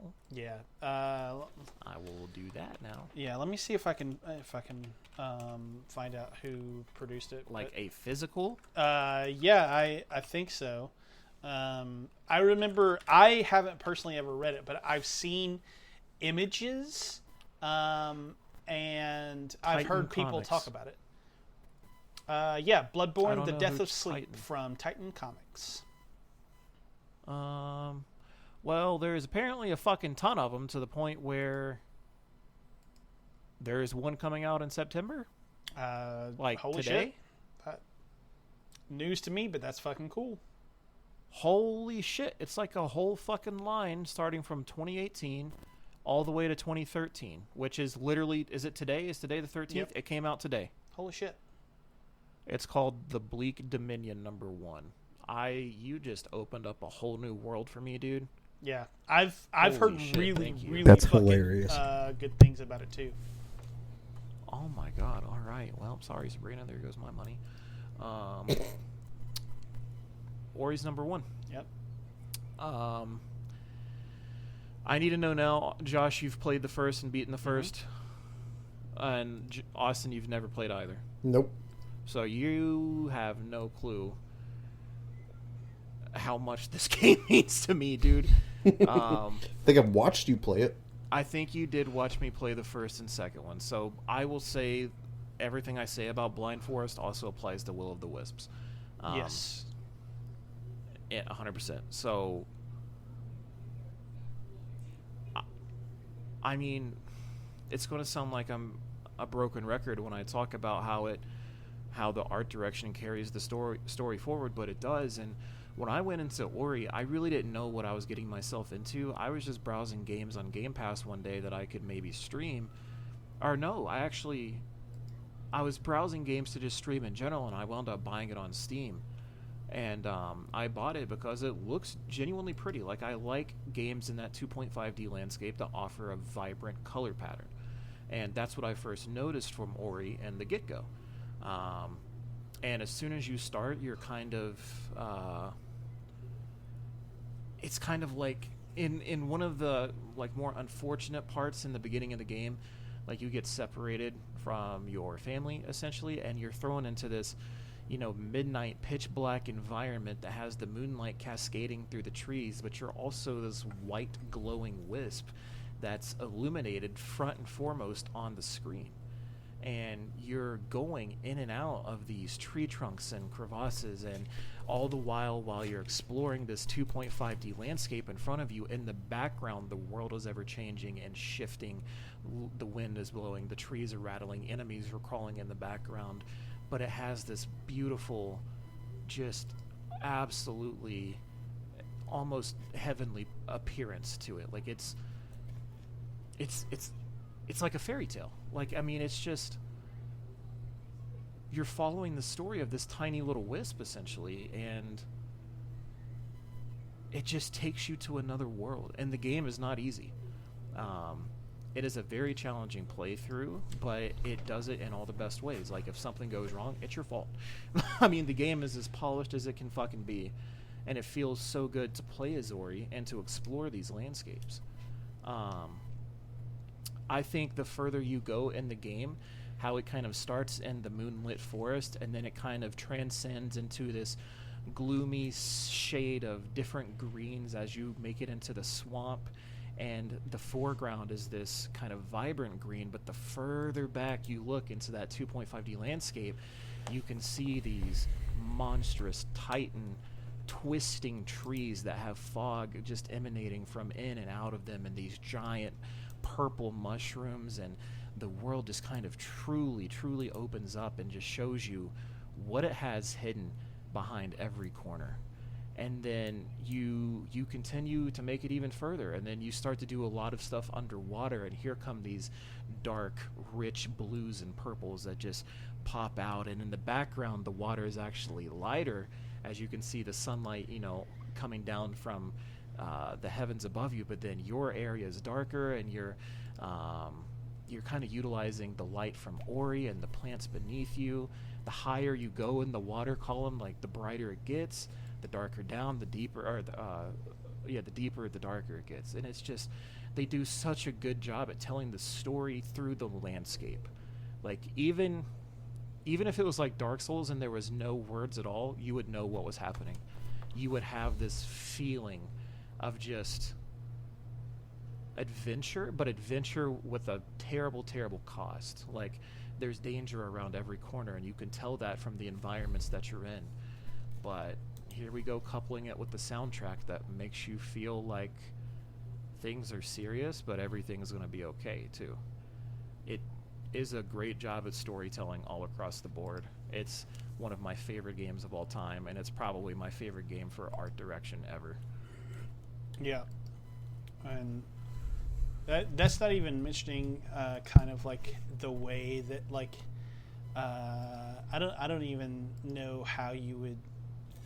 It's not color grading in the way that we think of like movies, but like when you look at the way that the environments are graded in certain sequences, like just for instance in the beginning when you're kind of like seeing all of the stuff that is going on between Ori and I mean I guess you could call it Ori's mom. It's not really, but you know, and it's got that golden hue, this sort of like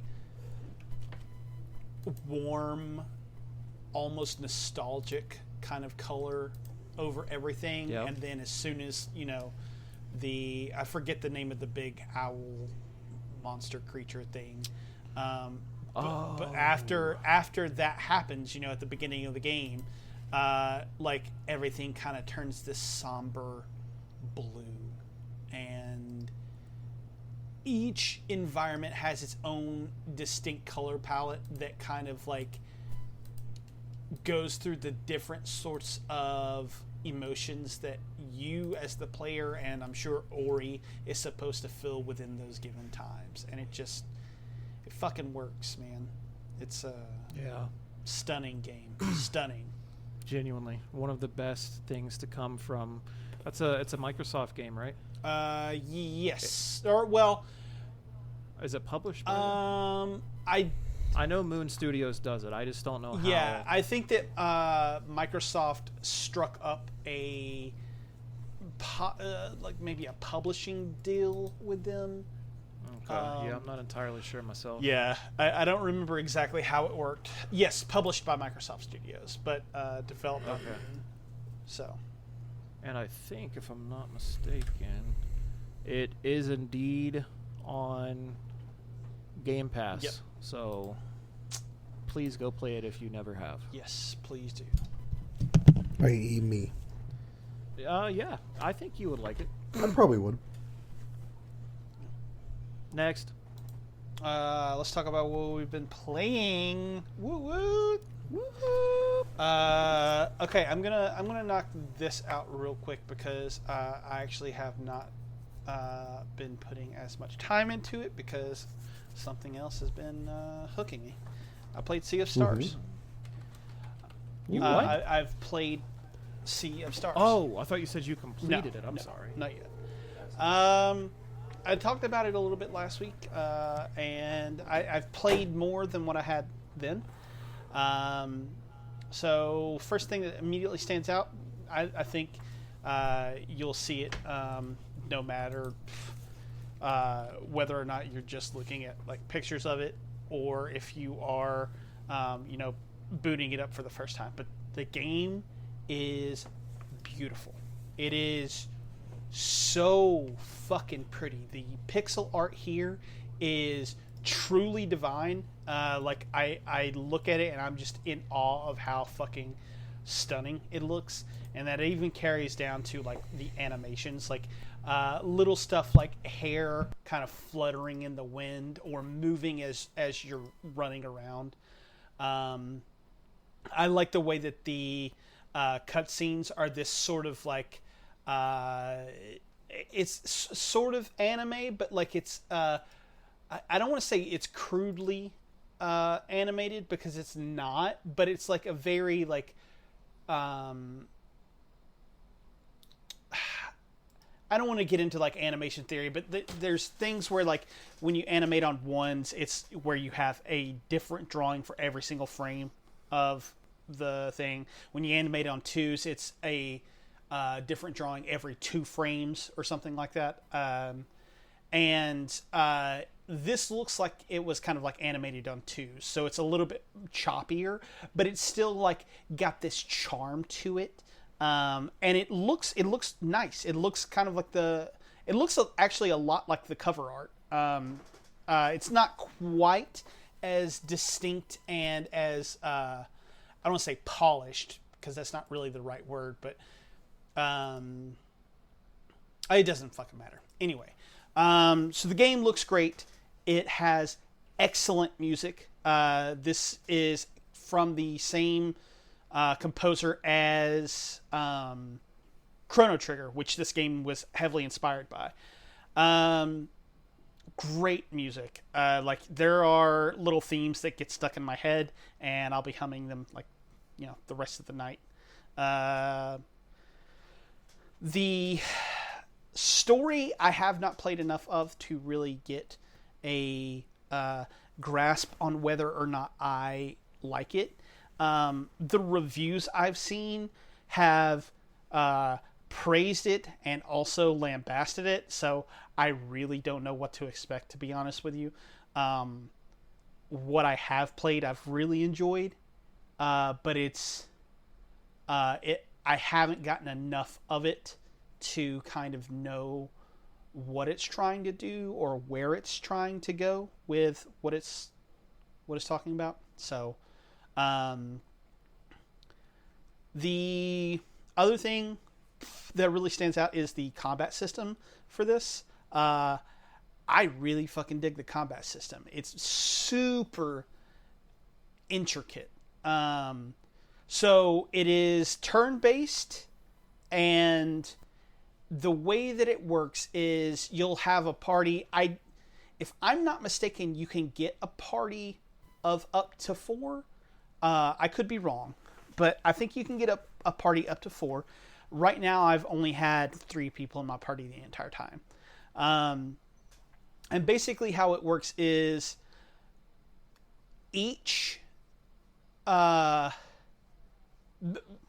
battle takes place in rounds, and each round the enemy that you're fighting will have like a number over its head, and what that number signifies is how many actions you can take between your characters before the enemy gets to attack. And so that means that, like, if you have the 3 characters and you go into a battle and you're immediately fighting an enemy that has like a 1 above its head, right? You can get off 1 action with your characters before the enemy will attack. So, like I said, it's kind of turn-based. But you don't necessarily have a set order for your characters. So in, say, the first round, if you use like the ability of Zale to get off an attack, you then can move to one of your other 2 party members. Or you could start with I'm blanking on her name, but the female protagonist. You could use hers first or whatever, and you get to choose the way that you want to, not only like what actions you want to use, but which character you want to use. And since each character has different stats to them, you basically can build out your sort of what's the word that I'm looking for? Like how you want to perform in the fight. But on top of that, there's a little system with regards to timing attacks correctly to do extra damage. So like if you go to perform like just a standard attack, you can actually hit a button at the exact right time and it does an extra attack. Or with again, I can't remember her name at the moment, but the female character, she actually does like more damage or whatever.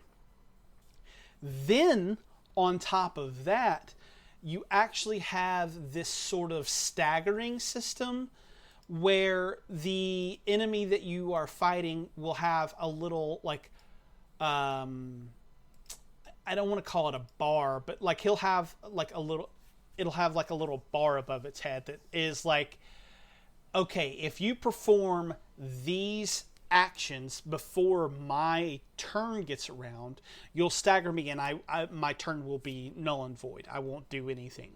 And that becomes really interesting when you get into some of the boss fights, because the boss fights, they hit hard.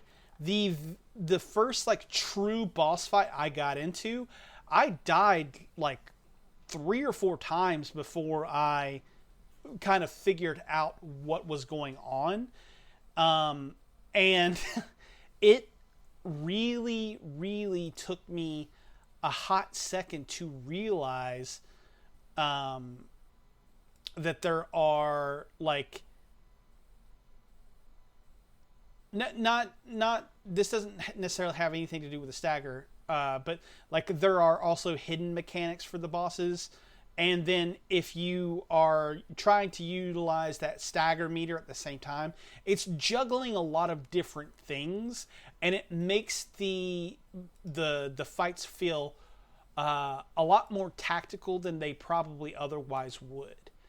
I think it's a lot of fun, and it kind of makes everything really, really like just consistently like thrilling. Like you're always like on the edge of your seat waiting for the next thing to come around.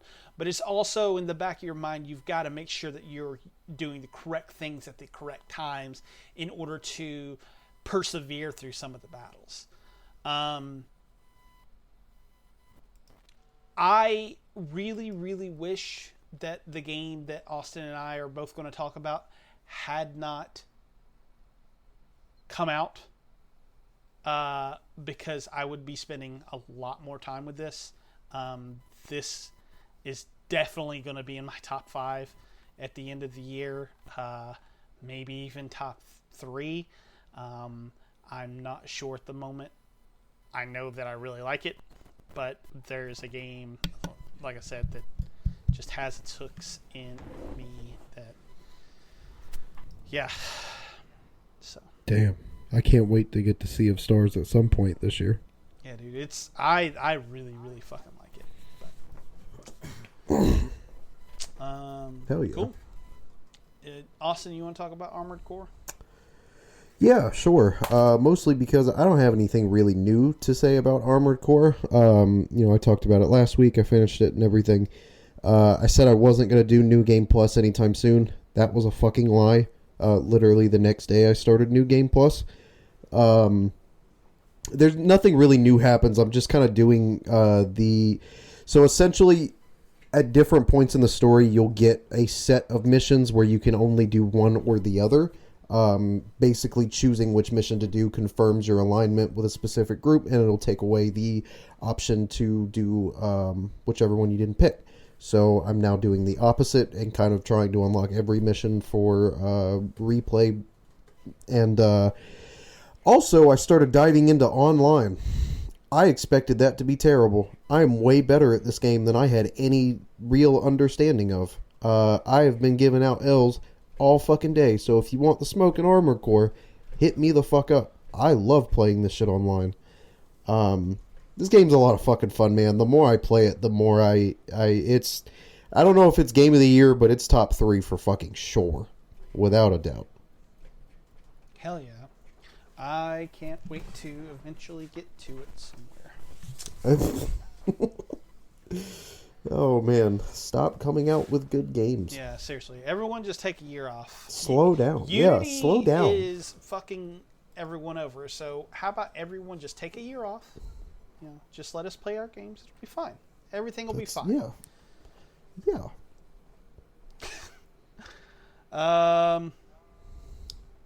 Dylan, do you want to talk about Baldur's Gate 3 or do you want us to talk about Starfield first? I would, but do you mind going first? Because I'm being summoned real quick. Yes. Summoned?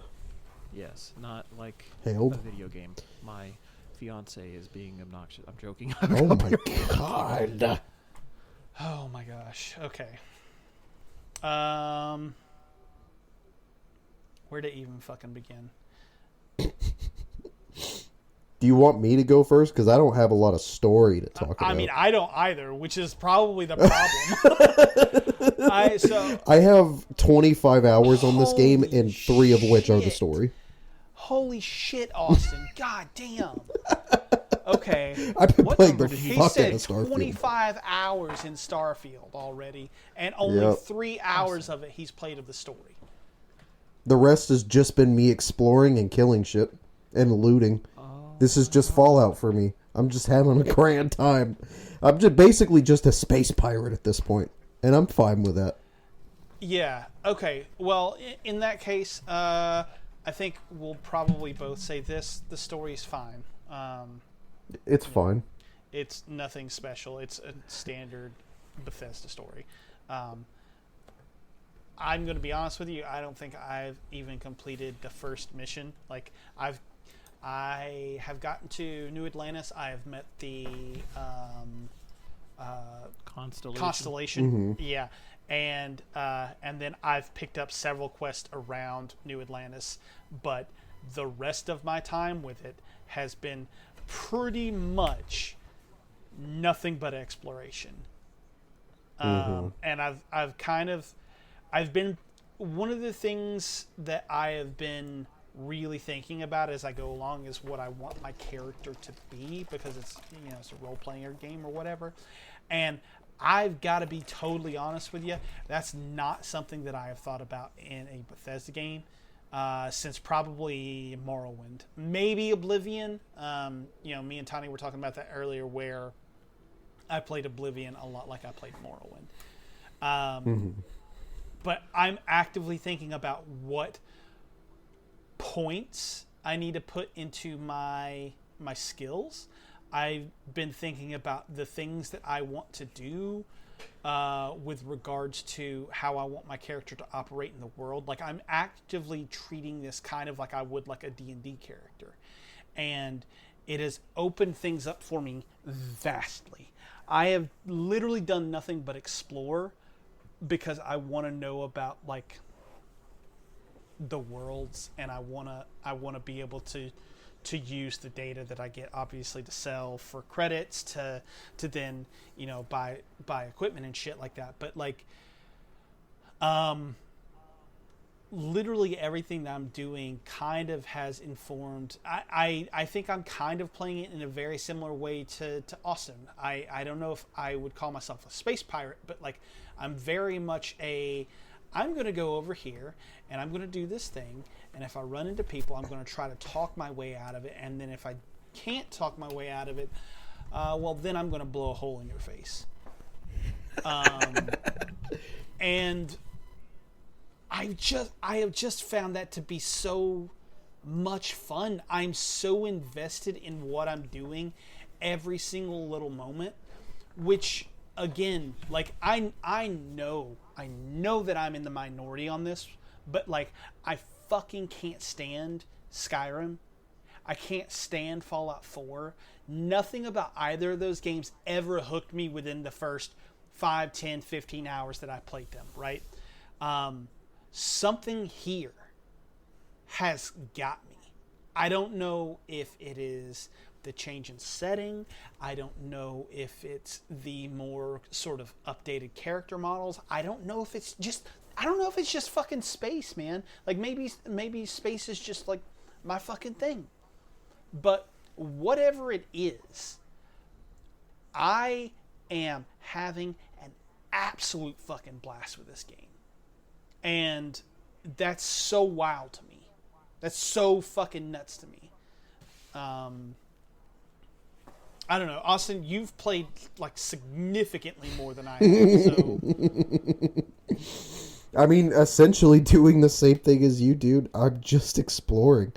I'm just trying to find everything that I can and learn about everything in this universe that I can.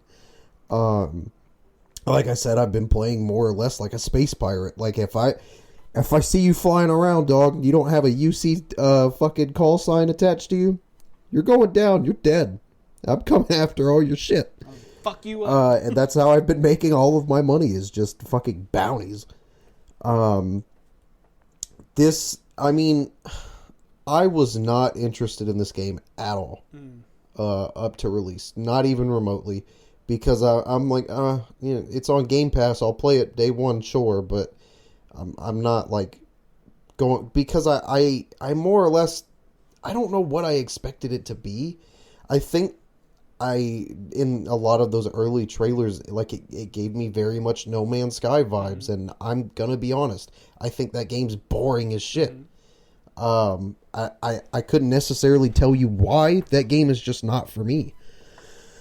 But this is just Fallout in space, and that's all it needed to be for me.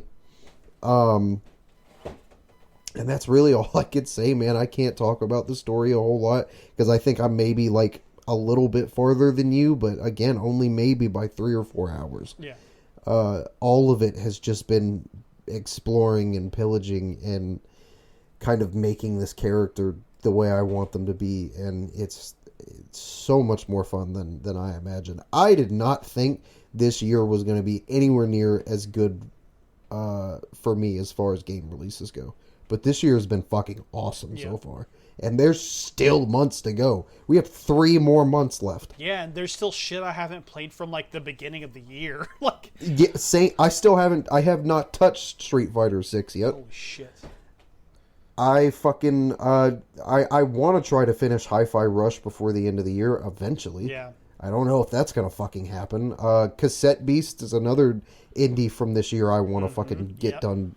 But fuck, I don't know, dude. I just don't know that that's going to happen. Yep. That's the only reason why I haven't played Baldur's Gate 3 yet. I want to so bad, but I know it'll fuck the rest of my year.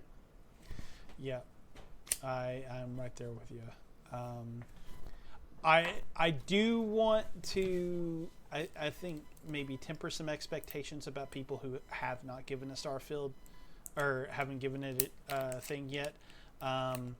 It is flawed, there are very. there are things in here that I absolutely do not like. I fucking hate that there aren't maps in cities. That's the stupidest It's the shit. stupidest Yeah, fucking shit, it's dude. very frustrating. Why do you give me some staticky fucking meshed out landscape and expect me to know what the fuck is happening? Yeah, Like- that's a terrible And design choice. On a game with 1,000 planets, suck my dick, dude. Give me something to fucking tell where I'm at. And I think that maybe part of the reason is because there are like 1,000 planets, and a lot of them. Then don't put 1,000 planets in the game. Well, yeah. I mean, I was going to say a lot of them are procedurally generated, which, you know, if that's the case, how do you build a map for that? Procedurally generate But me like, a map. to your point, like you don't need 1,000 planets. You just don't need it. Which I think may be where I start to fall off. Maybe like if the story doesn't grab me after I've had my fill of like exploring, then I'll probably put it down, because The Witcher 3 is the big one that I always point to, where I never finished that game because there's just so much shit to do.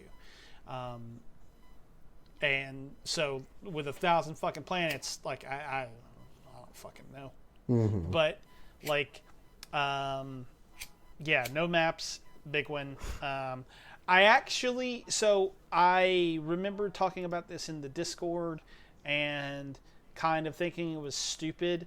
I kind of understand the argument now that was in that IGN review about like how everything is kind of a fast travel system.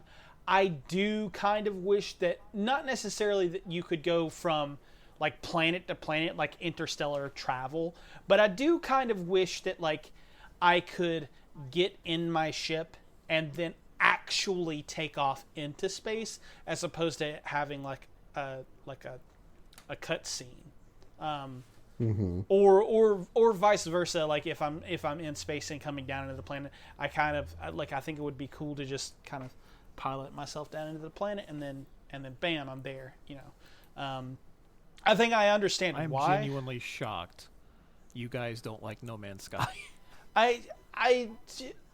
Okay. Here's my thing about No Man's Sky. It's fucking boring. Like, I feel like every time... Because I played maybe like 5-ish hours of it. Everything was the exact fucking same on every single planet that I landed on, except it was a different color. Like... Yeah. I gotta ask. I mean, how long ago? I mean, it was near launch. It was maybe right. like 6 It's months a after different launch or game. something like that. It's such a different game, but I feel like if now you went back to play it, you'd be so fucking overwhelmed you wouldn't know what to do. Probably. I know that it has changed drastically. Yeah, because everything that you guys are preaching about, like how good it is in Starfield, it's the same thing in No Man's Sky. Yeah. Except for the questing system. It's like, I don't fucking care about doing quests. I just want to go explore and find shit. Yeah.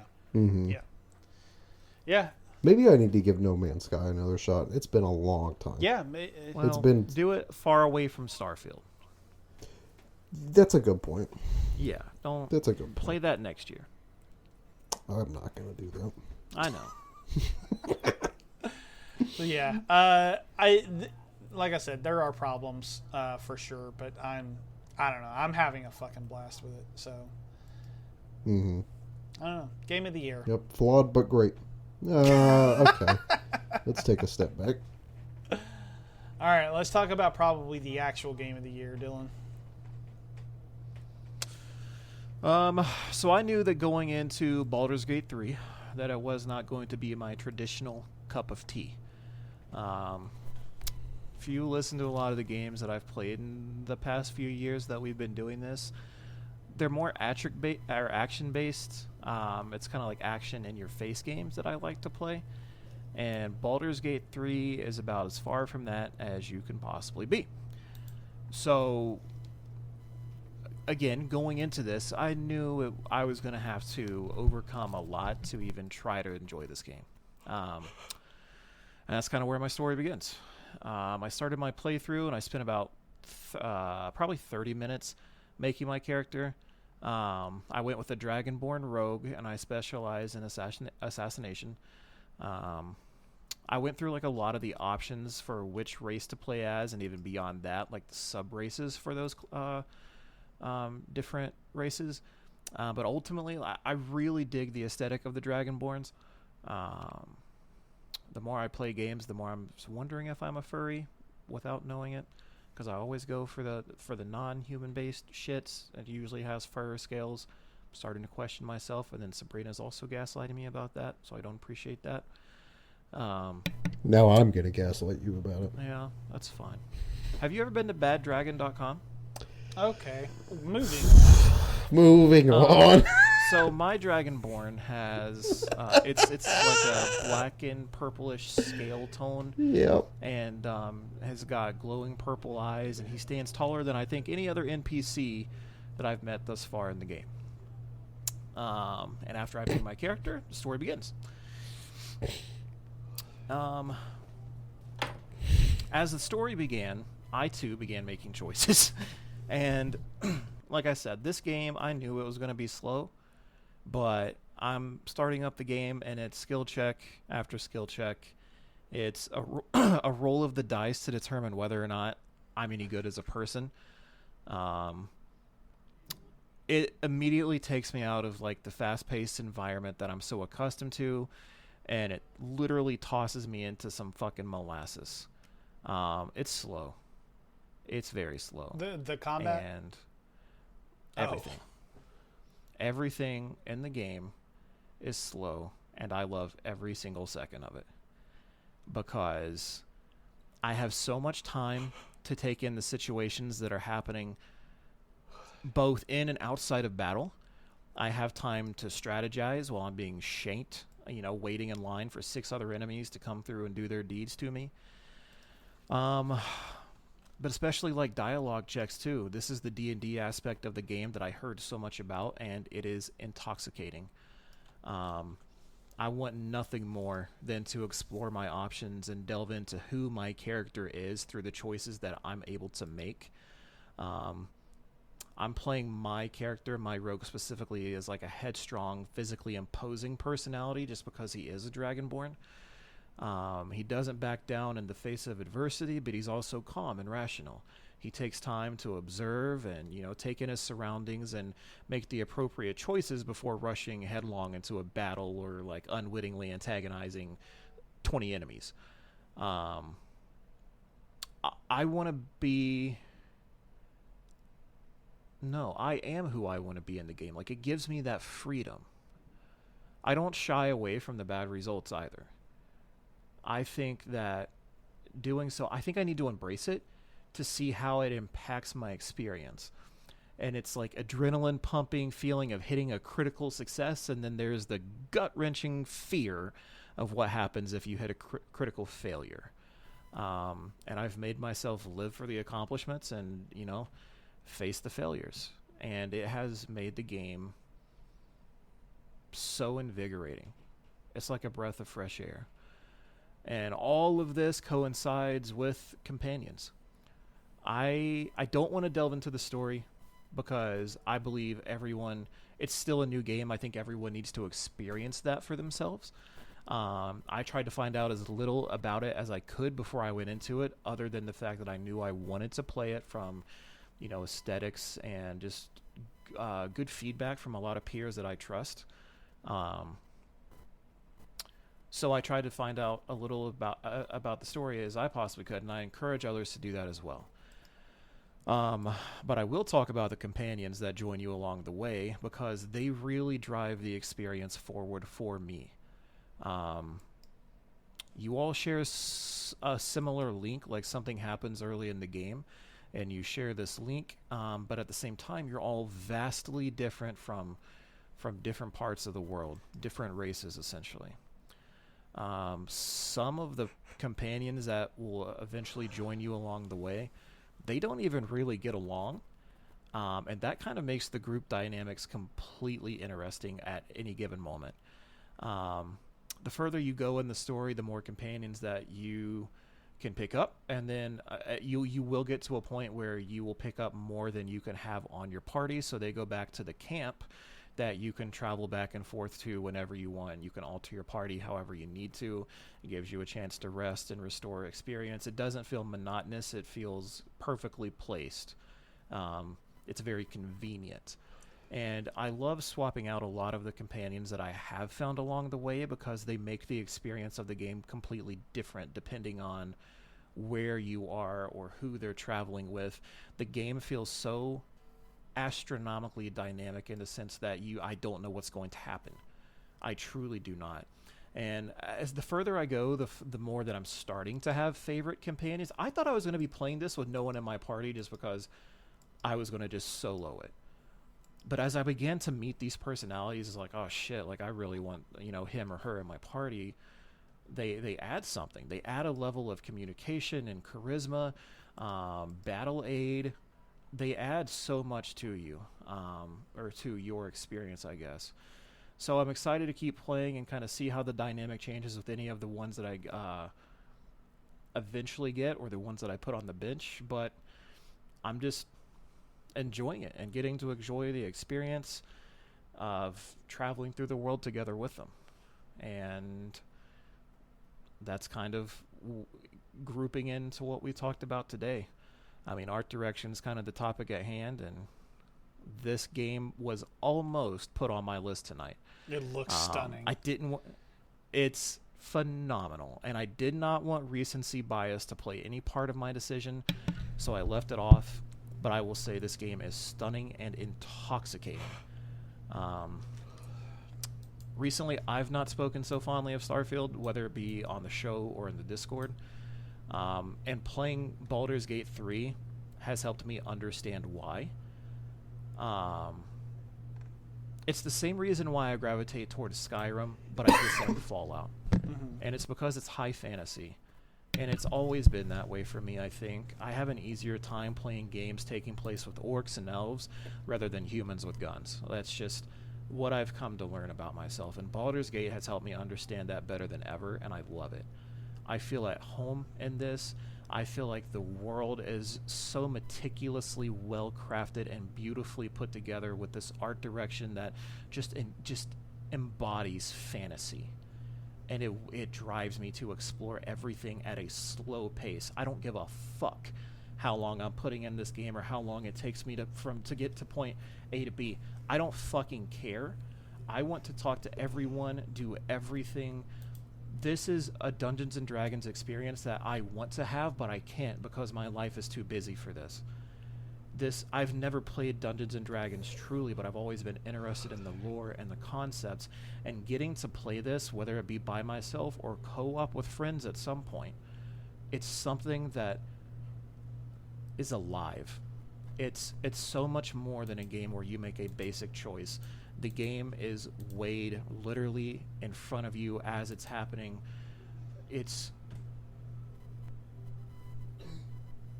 unlike anything I've ever played, and I think it has helped me realize where I'm at in my life as a gamer. And it's that I kind of need to slow down a little bit. Like when I look at how I play Stardew, I've played the game 100 times, but it's the pace that's always the same. Like I know what's coming. I know I'm going to take it slow and be a farmer and, build up my farm, and I have X, Y, and Z that I do, and it's not a fast-paced life. It's why I like Persona so much. Persona, and I'm getting to what I'm trying to say is turn-based games are becoming more appealing to me, and I've found that with Persona 5 and Cyber Sleuth this year. I think I'm starting to. I'm just getting older. My likes in video games are changing, and Baldur's Gate 3 helped me find what I truly love out of video games. I have praised a lot of games this year, and I'm not just trying to jump on the hype train with this, because it's genuinely not my cup of tea. But I feel like this is a world that I'm going to come back to for thousands of hours. Hell yeah. Because I can make different decisions. I can role play who I want to role play as. This is a true RPG. I feel like I am in control with fate either with me or against me, and if it's against me, then we'll fucking handle it. It's just a game that gives me the control to do it at the pace that I want to do it, to invite me to see a world like I've never seen before, and just take my time with it. I don't feel rushed. I don't feel like I need to go 1,000 different places to see 1,000 different things. It's an open, linear experience in a way. Like, the map is massive so far that I can tell, but I never feel overwhelmed. I feel invited to look around every corner or go through hidden doors or just see what's next. I have not felt a level of intoxication like this since I played World of Warcraft for the first time. And I'm so very excited to see where it goes from here, because this was an experience that I did not know that I wanted, but it's one that I'm so glad that I have right now. Hell yeah. Are you playing it on PC or PS5? PS5. PS5, and it runs wonderfully. How does the how are the controls? Controls, once you realize that you have as much time as you need to, it's not overwhelming. They're like, your attacks are tied to L1, so you bring up a wheel with L1, and then you can use your left stick to kind of find on the radial what you want to do, whether it be a main hand attack, ranged attack, stealth-based attack. There's no pressure to make a decision because combat is happening right then, right there. You can play it like a game of chess, and you can decide exactly what you want to do, when you want to do it, with who you want to do it, where you want to move to, so long as your movement allows for it. And then in the actual overworld itself, like, you can interact with goddamn everything. And much like the same way, you'll go up to it and click it, and there will be a dialogue, and the narrator will read out how you approach it, and then you get to decide what you do from there with a skill check or something. It's just so much fun, and I'm so glad that it's a new experience for me, because I think this is what I've needed, and I think it's a footing to go play some of the tactics games that I've always avoided, because I've been opposed to slower paced games like that. So I'm very excited for the doors that this opens up for the future. Hell yeah, cool. Well, that's fucking awesome. Also, yeah, there's no, if I continue with this and I don't get burned out or life doesn't fuck me over, there's no way it's not my game of the year. Yeah, that's why I'm scared to play it, because yep, I'm scared because Pokemon DLC came out today. I don't even fucking care. I got Assassin's Creed Mirage coming out in a month. I don't fucking care. I got Detective Pikachu coming out. I got Forza coming out. Lies of P is coming out. I don't fucking care. Spider-Man 2 is coming out. I don't fucking care. I just want to play Baldur's Gate. Yep. It is not good. Yep. Put it on a shirt. Jesus. You made me want to play it more, honestly.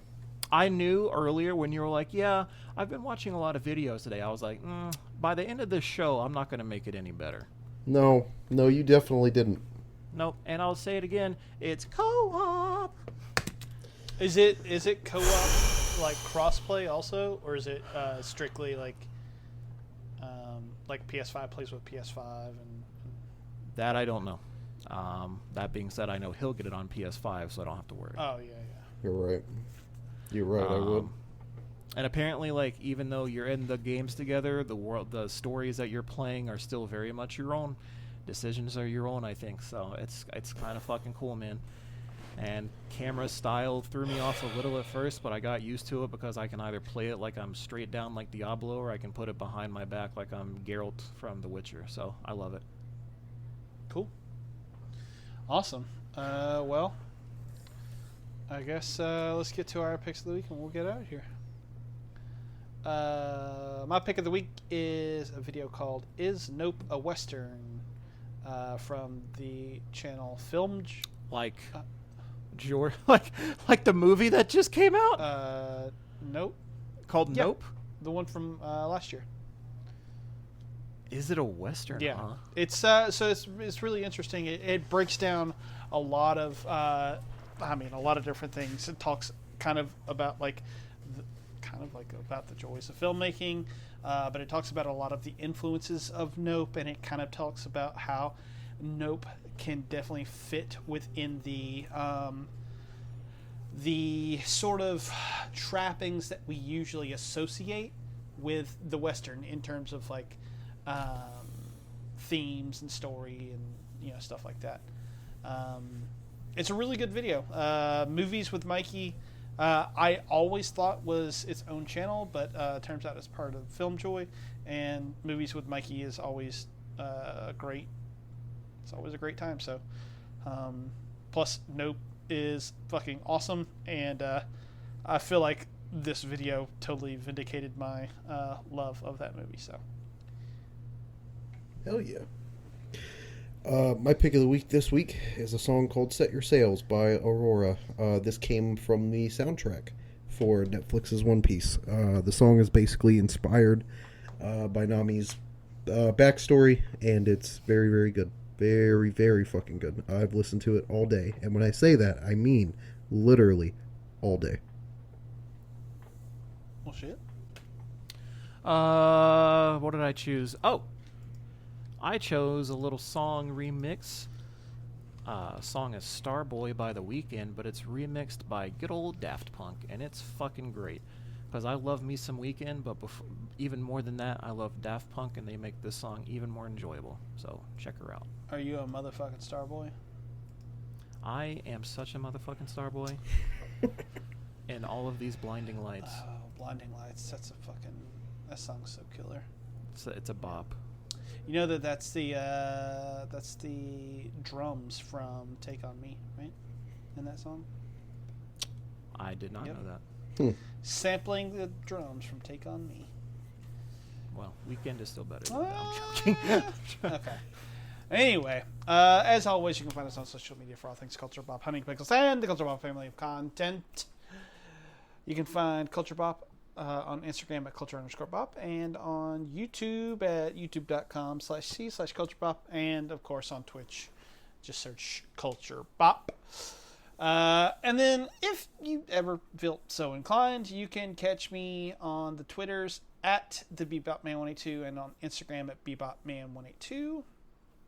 And last but not least, if you like what you hear here and you're looking to sapizzle this podkizzle or any of the endeavors that we're undertaking at Culture Bop, then go to patreon.com/CultureBop and toss us a pledge.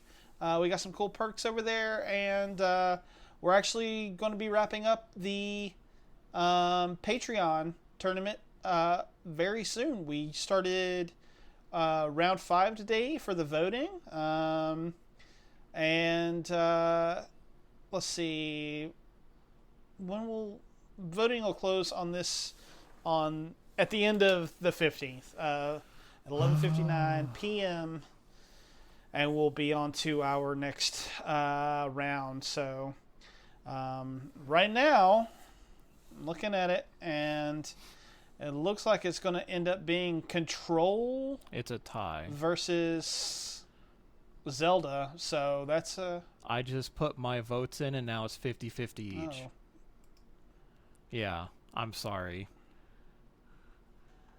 If you don't vote for New Vegas, you little slut. Well, of course he's going to vote for New Vegas. Okay, well, that means who will not have voted? Let me check this real quick.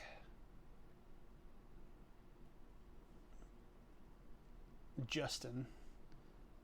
Oh, of course, a little... So Justin will probably be the deciding vote on both of those. Good. That's fair. Oh boy. Well, yeah. Anyway, yeah. So that'll be wrapping up by the end of the month, and whatever wins will be something that I will have to play in a hot tub on Twitch. That's exactly what I said. Yep. 100%. Almost verbatim. Those were the words that came out of my mouth. Yep. So yeah, I don't know. Go check it out. It's fun stuff. And Yeah, cool. I think that's it. So, yeah, until next time. Good.